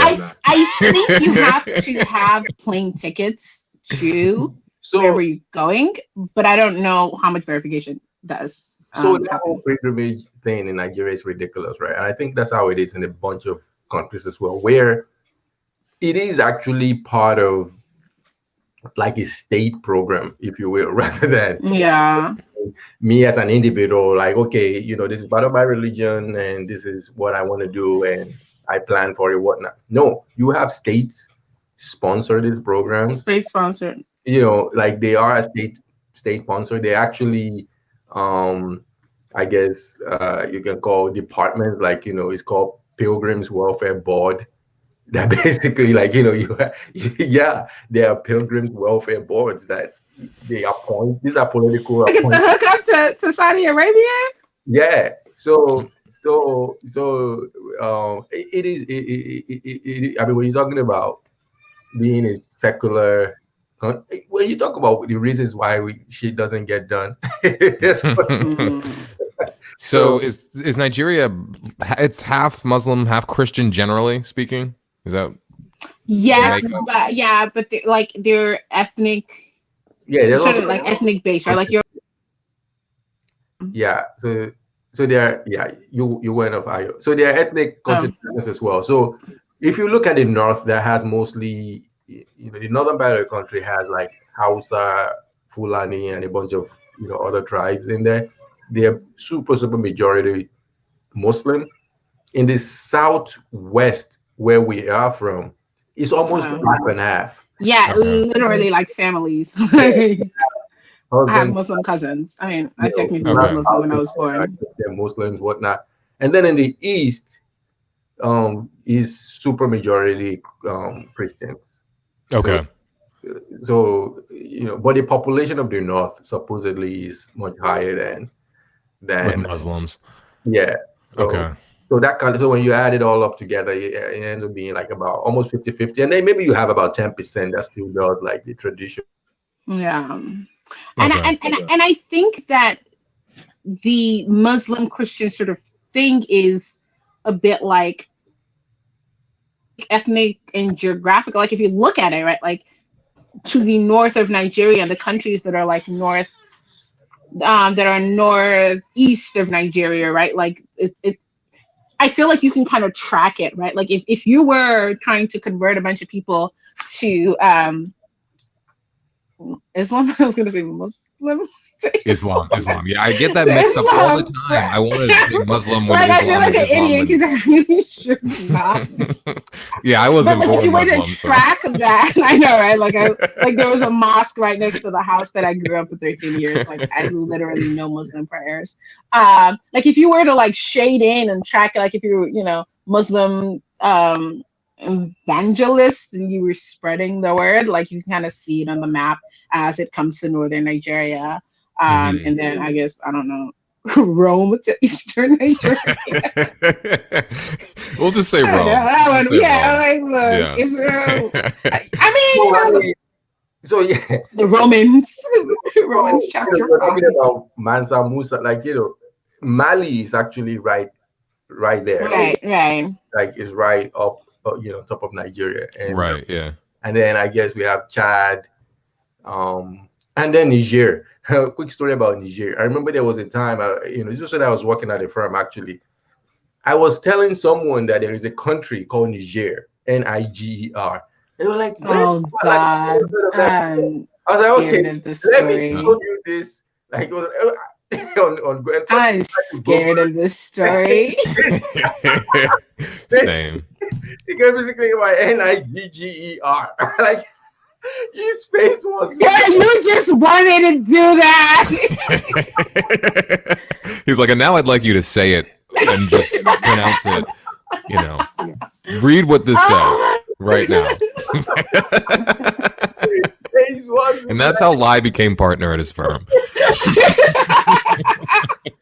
And now he owns it. On the first day, on orientation, he became partner. You know what? Why don't you just be partner? I'm just going to leave the firm. You take my spot. You sit in my chair. I'm good. Yeah, but, and then I guess afterward, like his face was so red, and then he kind of asked me later, was like, "So why is that country called Niger?" No, shouldn't that country be canceled? Oh my God! Remember, and this is not a funny story, right? I remember I think this was earlier on in the Trump administration. There was this black soldier that died in Niger, and. Do you remember this? Vaguely, yeah. This sounds familiar. And he was young, maybe like 21. I think his name was LeMarcus, or I don't remember. But anyway, he's from Florida, and that was the time when I just remember in the news they kept calling it Niger, the country of Niger. I'm like, guys, like I call it Niger. Yeah, I've been calling it Niger. Like I know it's Niger Republic. I didn't even know that. I'm learning that. I'm not it's kind of like how sometimes I say Cote d'Ivoire and sometimes I say Ivory Coast. Because like I don't have the energy to explain to people that like Cote d'Ivoire, what is that? Like no, that is different. Ivory Coast, like I mean, that's basically. I know, that's a little bit different. But no, Niger is not. Yeah.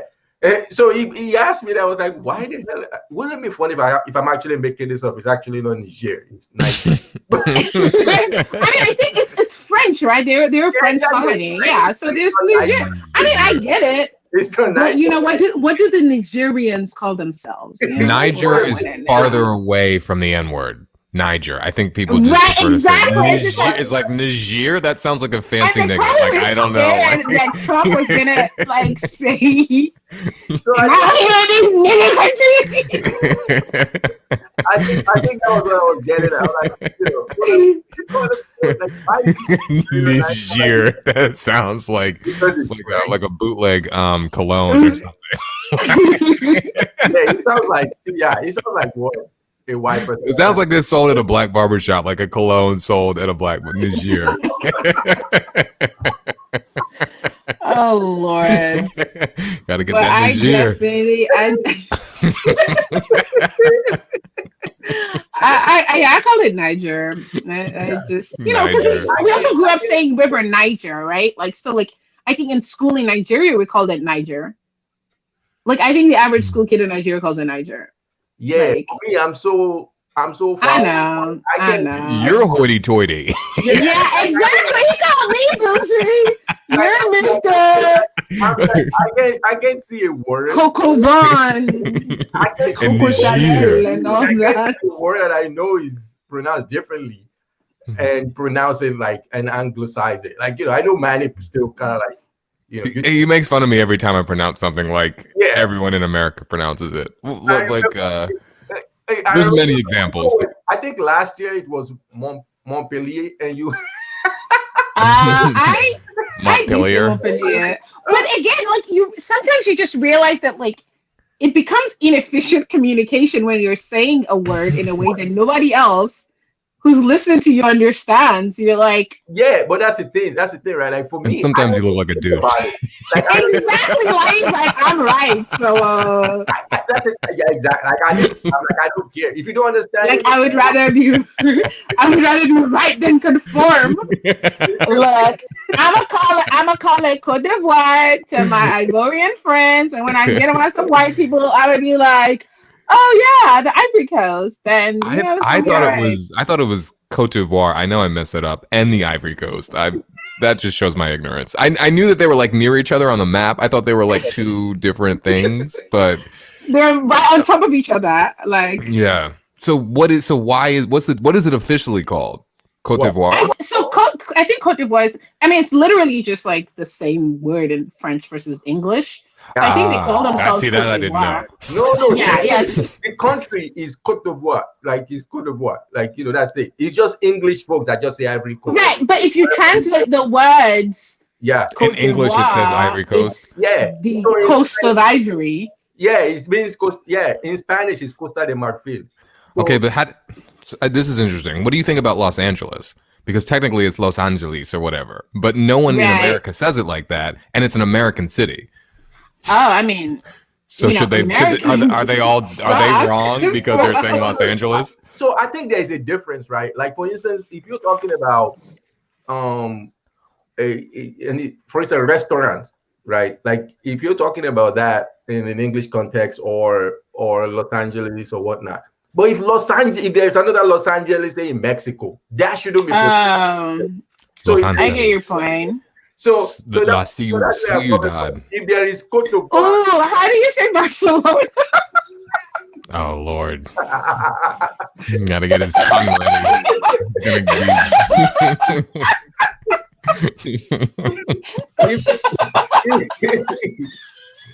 No, I want to. Sometimes I feel weird when I say it the way it's supposed to say. You're supposed to say it, which is dumb. I know because I feel like I'm almost like making fun of it, even though I'm not. I know I'm just like saying it the way it's supposed to be said.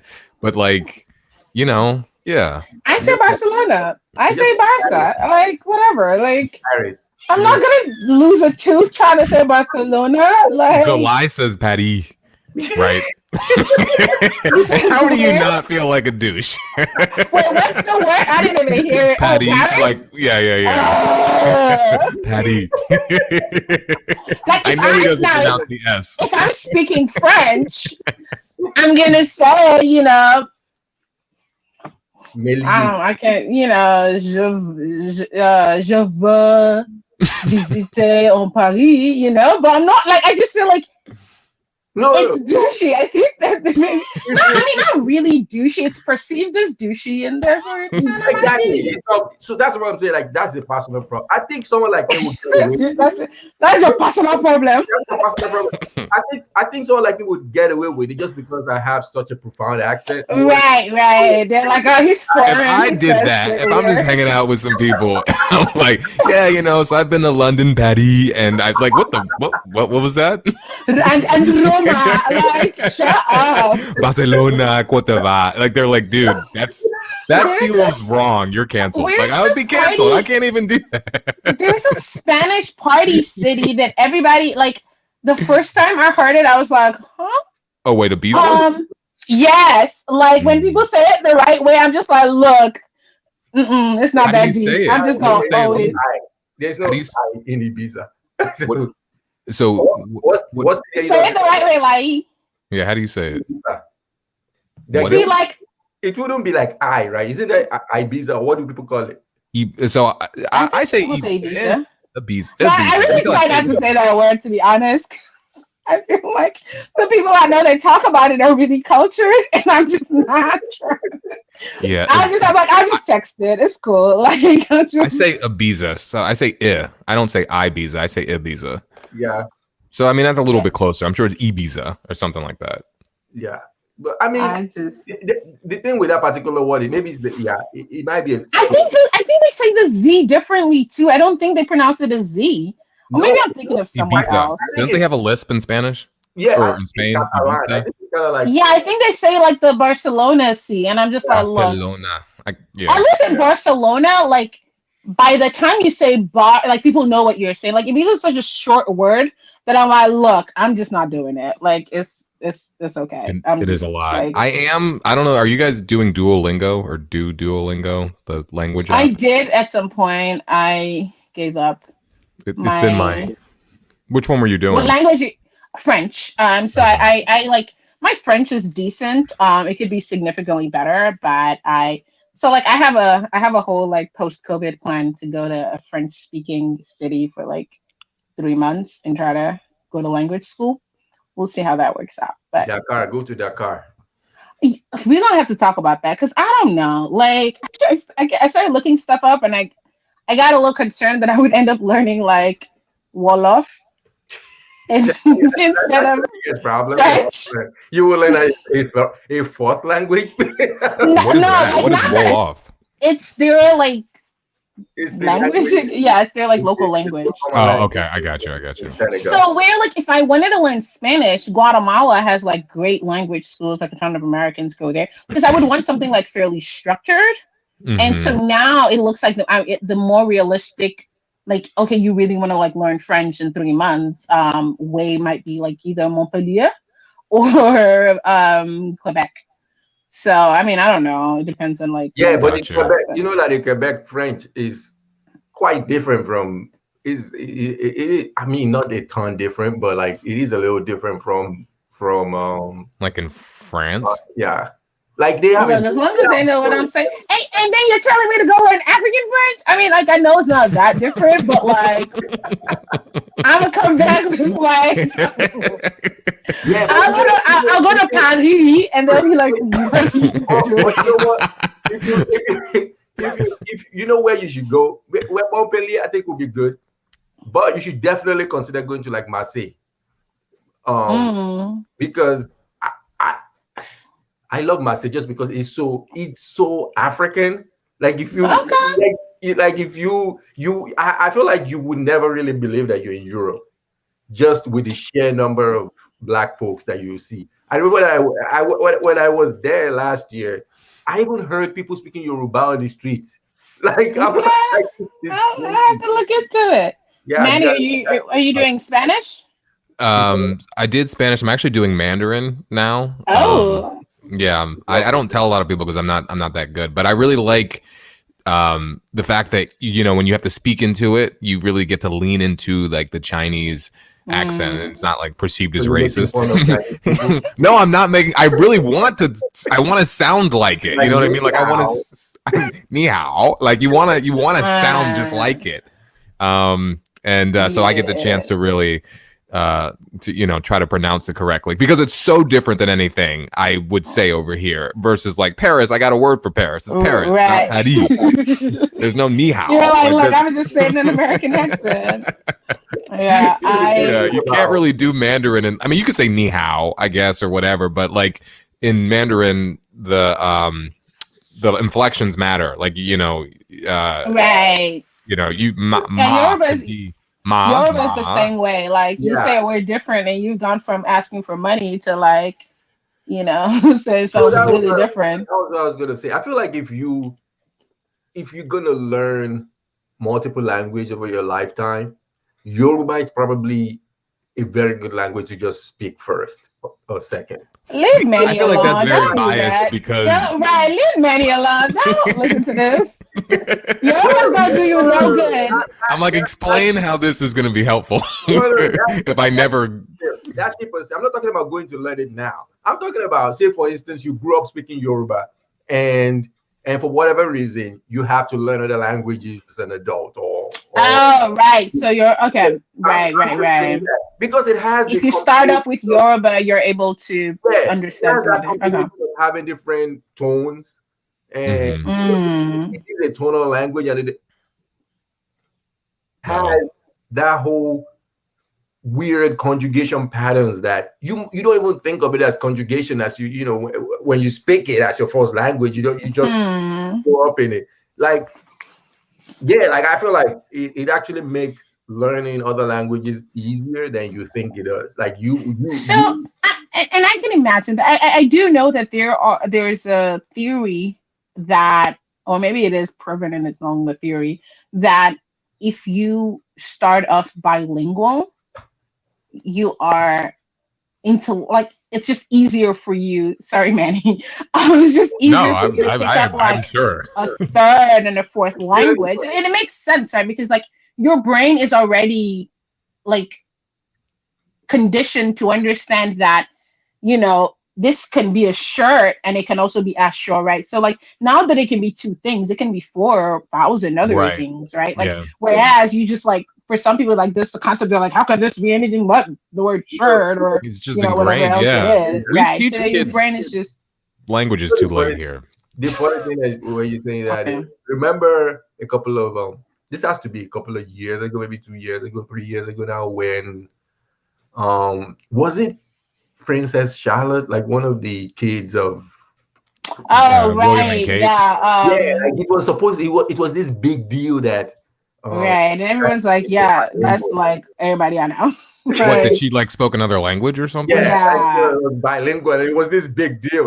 Like, listen, it's like, look, white people. You have to go on Nigerian Twitter to see people saying, "Why and why is this news?" Listen, everybody. 6 languages.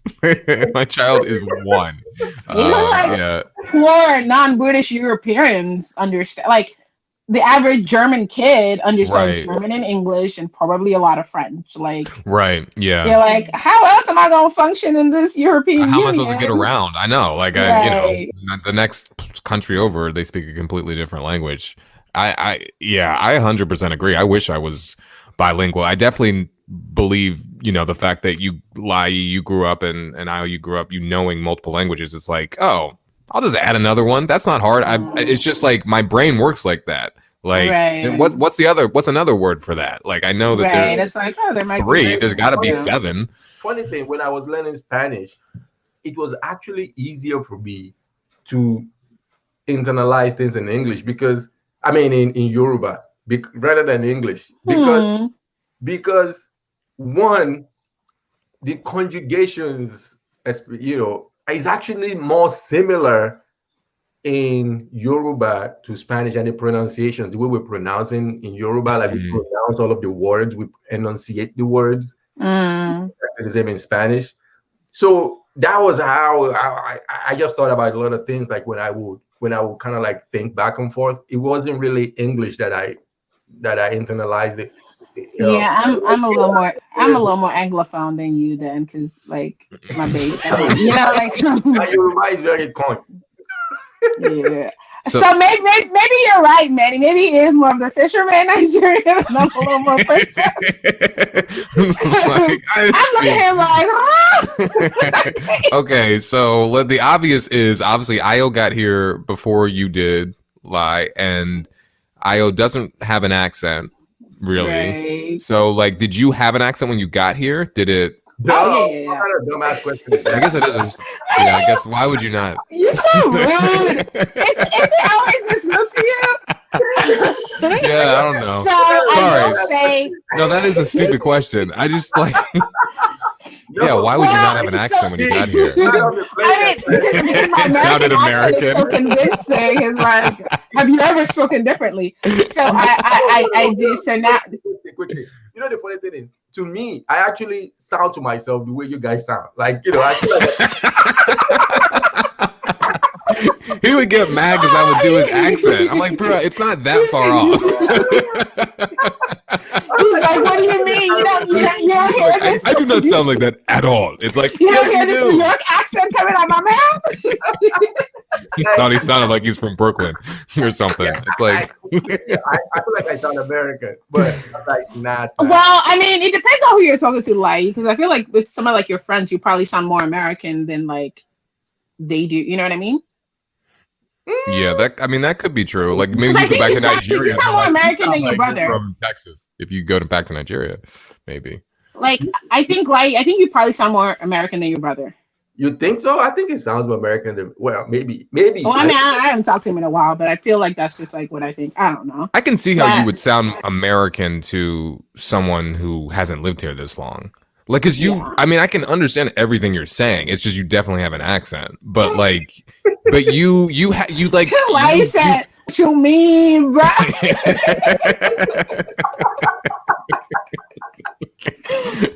Maybe he talks like that in private. I don't know, but but like you pick up on like the way Americans say things and like you know, I feel like you might say sentences the way Americans would and like the cadence, but you just have a Nigerian accent. Yeah, I mean, like I definitely had a Nigerian accent when I moved here, but I was 13 when I moved here, right? And so there's another like whole theory thing about like the age and accent. So 13 is like right around the cutoff. Even, you know, like when I was 13 and my sister was 15 when we moved here, and she sounds fairly American, but like she's probably like accent wise between Lai and Rai, right? Mm-hmm. So like I think I sound fairly American. Like, I mean, I could throw on a Nigerian, I could throw on a British accent, you know. Right. You can. Yeah. I should see. That's what I should have. I should have started. 13's a this, sweet spot where you could just do it all. Right. So you can still change accents so long as you engage, right? Like if I were 13, moved here, but like went to like a Nigerian school, it was only around Nigerian, then I may have never been able to adjust. But like, you know, I'm pretty extroverted, and so like was able to switch accents. And so now like I switch back and forth. Like when I was in Nigeria, like there are people that like if I ever randomly start speaking an American accent, they're like, who? What? I'm like, yeah, food, you. So it's definitely, I'm able to like switch back and forth, which is kind of fun. The thing is, when I go to Nigeria, like people are like, you know, I sound more American. So, and technically for me, when you're in Nigeria, you don't necessarily want to sound American. So, right, it does not help you. My Yoruba accent is on point, like, you know, like it's not, they don't question. I wouldn't sound like man is speaking Yoruba. I wouldn't even know where to start. I don't even know. Give me one Yoruba word. I don't even know one. Our names are Yoruba words. Oh, I would just say lai. Yeah. I would just say lai. Yeah. Please don't. If you say lai, you literally said never, right? Like lai means never. Okay. Right? Never. But yeah. Like let's give him a sentence. Like, you know. Okay. Like let me see. I remember having Bawo ni is like an easy one. It's like, how are you? Nah, that's too. What was it? Bawo ni.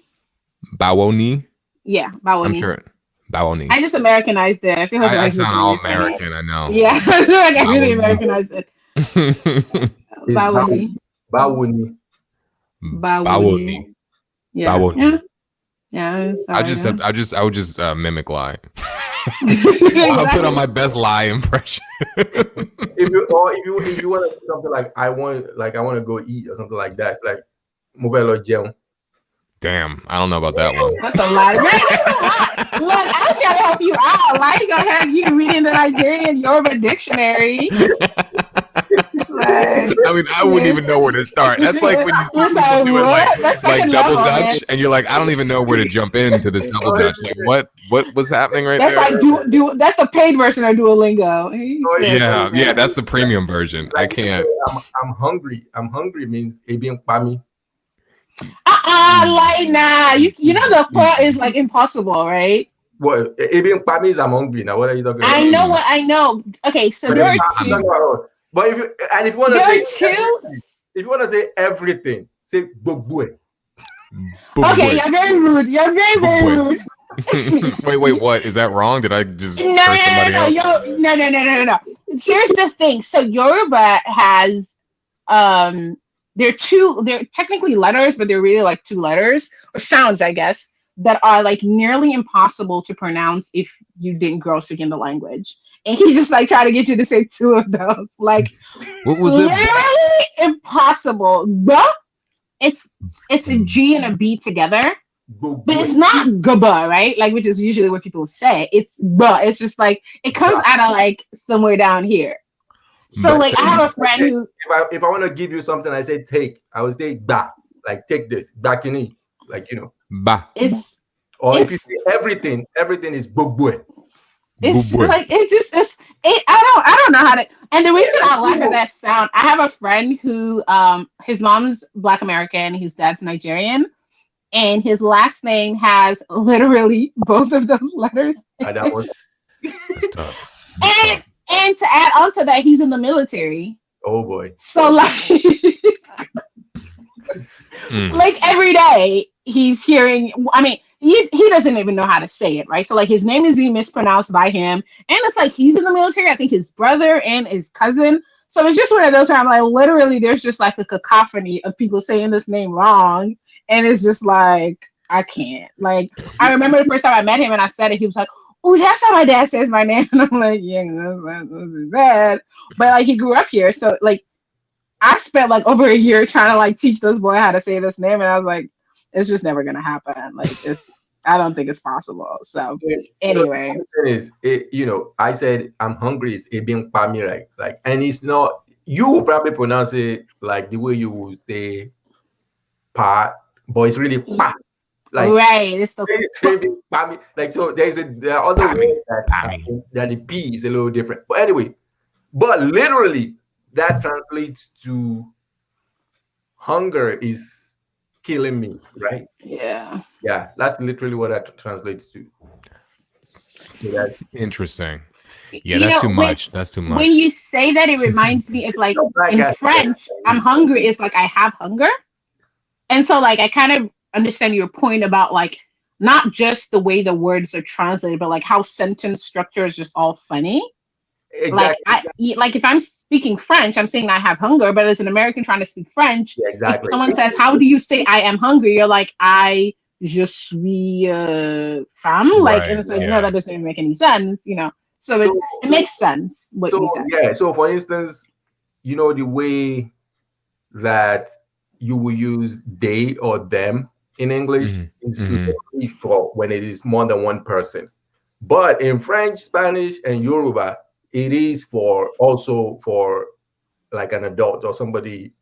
Right. So, like when I started figuring it out, I was like, oh, okay. Like this is I'm better off just translating this. Lai, how old were you when you moved to the US? Me? Yeah. 18. Okay, yeah, that makes sense. Yeah. And where did you grow up? Abeokuta, like how did I? Okay, that makes a.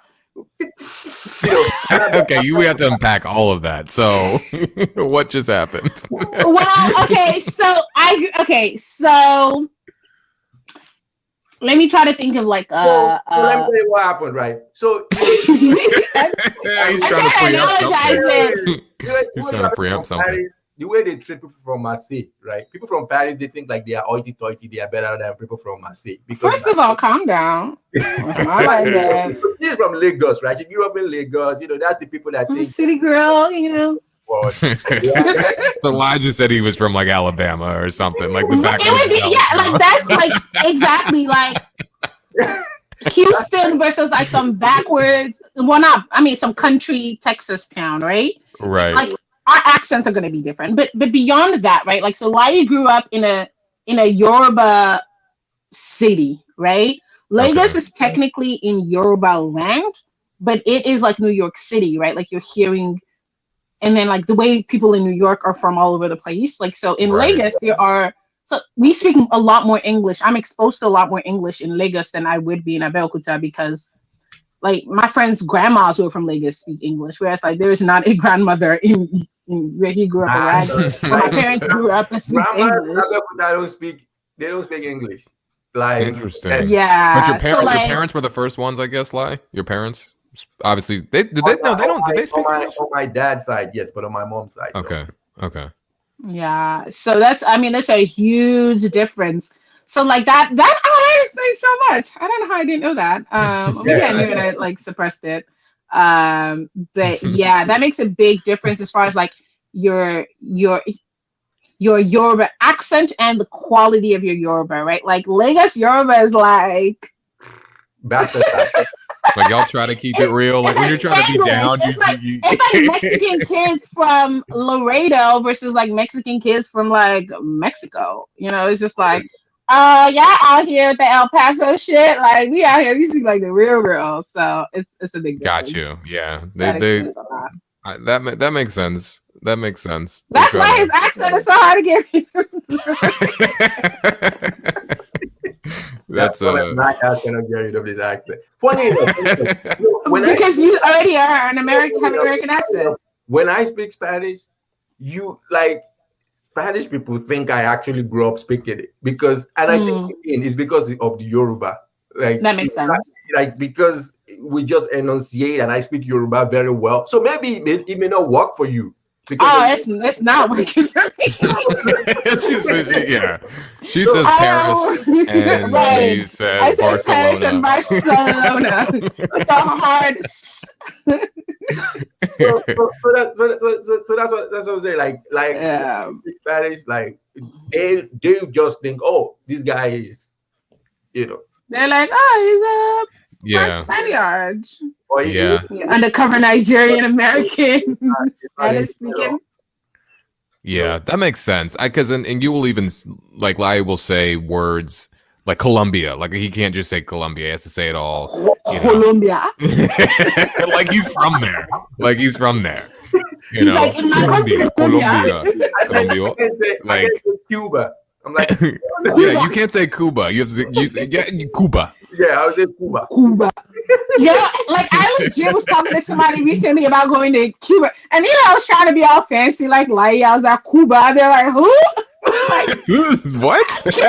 Okay, have I been dinging? Have I been saying it wrong this whole time? What the hell is Cuba? Like, because that's one thing I learned when I moved here at 13, which is like, also part of it is also like peer pressure, right? Like as far as like accents, like I realized that Americans can only hear things in an American like accent. Like you can say Colombia and they're like Colombia. And they're like, I don't know what you're talking. And like I used to think it was like mean spirited, but now I realize that like they're like like what is that? They're like, yeah, that's I don't know interesting. what or where, or like especially like kids are like, I think for a lot of people you say Cuba, they're like, what? Like the brain just isn't, it's not connecting. Whereas like as not just like a Nigerian, but a Nigerian who's now in a foreign place, my mind is open to the fact that I may hear something and have to like run it through a few different like mental models to figure out like, right. what? Okay, maybe they're saying, are they trying to say Cuba?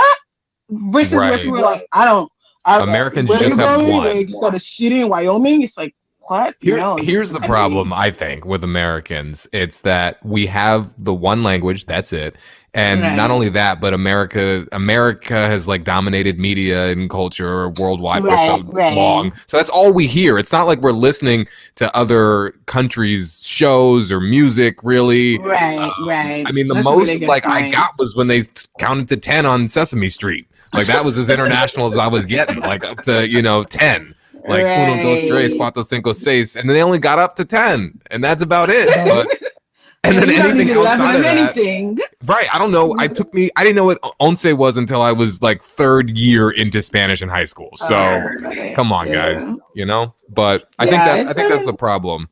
It's that we're just so focused, and we don't have to learn anything else really like get Like by. I used to watch Friends in Nigeria and one of those other soap operas. Like you just get used, like wherever you are in the world, you get used to hearing American accents. Like there's a comedian that was making a joke about how like some like Americans will go to other countries and they'll be like, oh, I don't know if you can understand me. And he was like, dude, your accent is the most exploited accents in the world. Everybody understands what you're saying. Yeah. Please keep talking. You know. It's Yeah.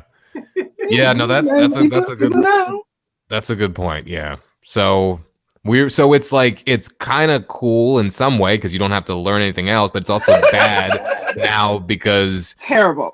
It's hard to like move in different spaces. Yeah. You know? Yeah. The reality is, what percentage of Americans try to exist in anywhere other than an American space? Even the ones who are outside of America. So That's true. When I lived in Europe, I will meet Canadians that will get mad that they were being referred to as Americans. Why? Oh yeah, because America now had a terrible reputation around the world. Right? Yeah. You now have Americans that are lying that they are Canadian. Yeah, I felt like I met somebody when I was from Australia. I've met people abroad. I'm like, you're American. I don't know if you're Canadian, actually. Detroit you're is Canadian. America, Really? bro. Yeah. I'm from Toronto. We're like, please. Like, you're from Detroit, man. Get out of here with your foreign. Canadian, sure. Yeah. So Buffalo, New York, still ain't Canada. Nope. Probably the 80s and the 90s were the best times to kind of like go on to American. I mean, people still think Americans are cool. They just like also think we're loud and obnoxious. Yeah, it's like a mixed, it's like a love-hate relationship, I think, with Americans. Yeah. Like outside America, I'm definitely Nigerian.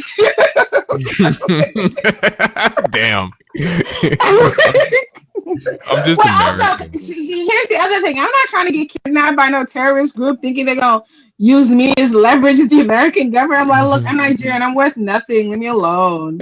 Yeah, but you're also black, so they'll be like, nah, you be aight. Let's find a way, bro. Right. That's also very true.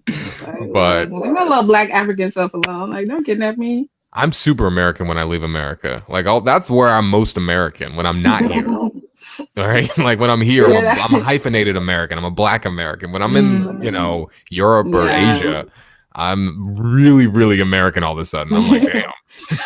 You're wearing your Fourth of July clothes every day. Yeah, I'm just wearing the flag. Yeah, I feel really American. Like, damn. I don't know anything. You're on a train in Paris whistling the American accent. Yeah, exactly. What are you jamming, bro? It's the I'll say, can you see? Yeah, pretty much. Things. When I'm not here, that's all I got. That's my identity. I'm American. Yeah, no, that's the. You're in Paris. Somebody say enchanté. You're like, no, enchanted. Enchanted, I would die. I would literally if you were at a McDonald's in Paris and you hear an American say enchanted motherfucker. What does that even mean? Enchanté is just like, if someone says like, oh, nice to meet you, like you could respond enchanté or like, it's like it's essentially like enchanted to meet you, but like nobody translates it as enchanted. I got you. Like, what is this, Frozen? Get out of here. Oh man. Lord. Oh my goodness. Which is kind of see that's where translation goes wrong. Because enchanté is enchanted, but really that's not. It's not. That doesn't mean the same thing as enchanted means over here. It's ridiculous to be like, I am enchanted to meet you over here. There, it's like, yo, what up, bro? Yo, enchanté. Like that's just like, what up, bro? That's some to America type stuff. I am enchanted to meet you. Yeah, like you look like an insane person if you say that over here. That's an extreme. No one's used enchanted seriously since like the 1300s in English. Yep. And enchanté. Oh, I do like French. I need to get my French up. on that note, we have come to the end of the show. Okay. Everyone. Ashante, you Enchanté. be I don't know. I'm just trying to. Well, thanks for having me, guys. This is fun. Thank you so much for coming. This was a good time. And any last words? Yeah, anything you want to say? Any last words to the people? You Instagram, like, don't go to law school. Whatever. Yeah, she said don't go to law school. I think go to law school. That's it. We can endorse that. Man, you know what? On the next episode, we should discuss OnlyFans. So, but you know, we'll talk about that. That is interesting. That is not what I expected you to say. I'll be listening. We're not starting a UBI OnlyFans. I mean, if you're trying to supplement that comedian income, leave that law to give you money. I still have a job as of right now, so if you start OnlyFans as a lawyer, you may not be all right. Yeah. Unless, what if someone was just giving legal advice on OnlyFans? That would actually be hilarious. I think you would get in trouble faster that way, actually. You would get in trouble faster. Like, look, now they're coming for your license, not just look. Yeah, you know, we will talk more about this. The funny thing is, I feel like there is something missing with what I'm thinking OnlyFans is and what people think it is. You know what I'm saying? Or what people like, yes, I know that people are, you know, I don't know, have risque, whatever, and yeah, but they also like do regular stuff. Like, yeah, so that's what I'm trying to get. Like, you know, it seems like when people just bring up OnlyFans, people are thinking, well, because that's the majority of it. Okay. Like, that's what made them most popular as sex workers, right? Like, it's. But I mean, I guess yes, maybe there's probably some ways to make money. I mean, not doing that, you know, maybe, but maybe there's not. Is there? I don't know. I haven't looked into it, but it's also funny to just say OnlyFans. OnlyFans in and of itself has become like a punchline. Exactly. It just means something that's funny and sexual and 20. It's so 2020. I think it maybe came out before that, but it's a 2020 punchline. Yeah. Just like sex that's work. why, look, if this job don't work out, I'm going to get on OnlyFans. Like, right. Like, that's like a funny. It's like, you're not putting together furniture, at least not fully clothed. Like, right. You're not just doing tutorials of, like. That's what YouTube is for. The reason why I brought it up, you know, recently I've been watching OnlyFans.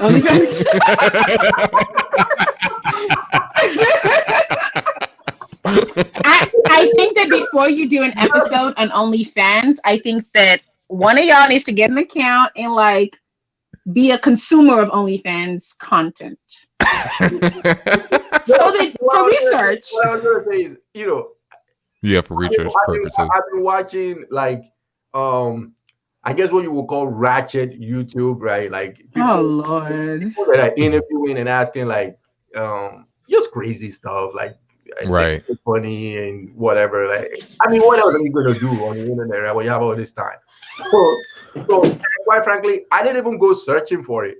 Is the algorithms that kind of like just point. I was like, okay, let me look at it. The algorithms ain't come from Jesus, like they came from somebody you was watching. Like, I'm blaming on the algorithms. Yeah, sure. You weren't watching soccer, and all of a sudden, hey, I see you liked this match between Manchester United. Have you tried OnlyFans? These are like ratchet YouTube. People will go and just ask questions about, you know, just ratchet stuff. Like it's just kind of funny. It's not even right.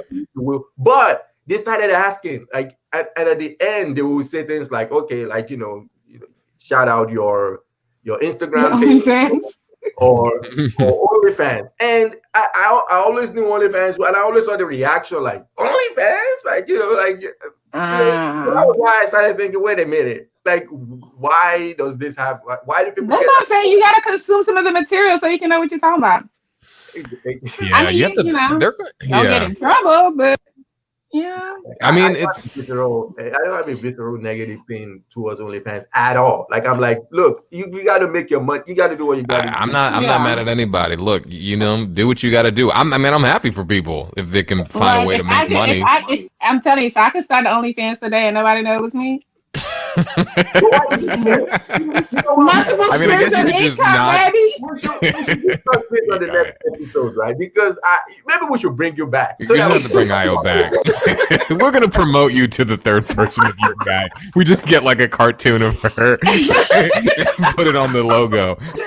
We're gonna bring Io back on the next episode and talk about all because that would be. See, now I'm gonna have to go subscribe to somebody's content just so I can have some research. Exactly. Yeah, do everybody do your research and we'll circle back. Research. I do research. Yeah, sure. All right. But no, I'm not mad at it. Look, if you can figure out a way to make money right now, go for it. I'm seriously. It's 2020, man. I'm trying to boss up so I can take 6 months off. Yeah. And go learn French in Paris. If people pay for it and hey, shoot. That's really my fear that no one will pay. Yeah, that would be more hurtful, right? That's the real reason. Failing on OnlyFans is the worst. This is a good teaser for the next episode. So next episode we're going to talk about OnlyFans. We're going to research during the week, and we'll let you know how much money we made. We'll set up an account. Maybe this Spotify thing needs to be high. We need to be on OnlyFans, y'all. Now on Spotify, Apple Podcasts, OnlyFans. So gotta make that money. All right. Well, this was funny, guys. Yeah. Well, this was fun. Thanks for having. Thank you for coming. Thanks for having me. You're way around, Manny. I mean, it feels very egalitarian. You know, everybody's all equal. So it's all good. All right. That's this was French logo, égalité. Anyway. Oh Lord. Oh Lord. Yeah, but all right, y'all. Bye. Bye. Bye. Y'all are crazy. See y'all later. Bye. So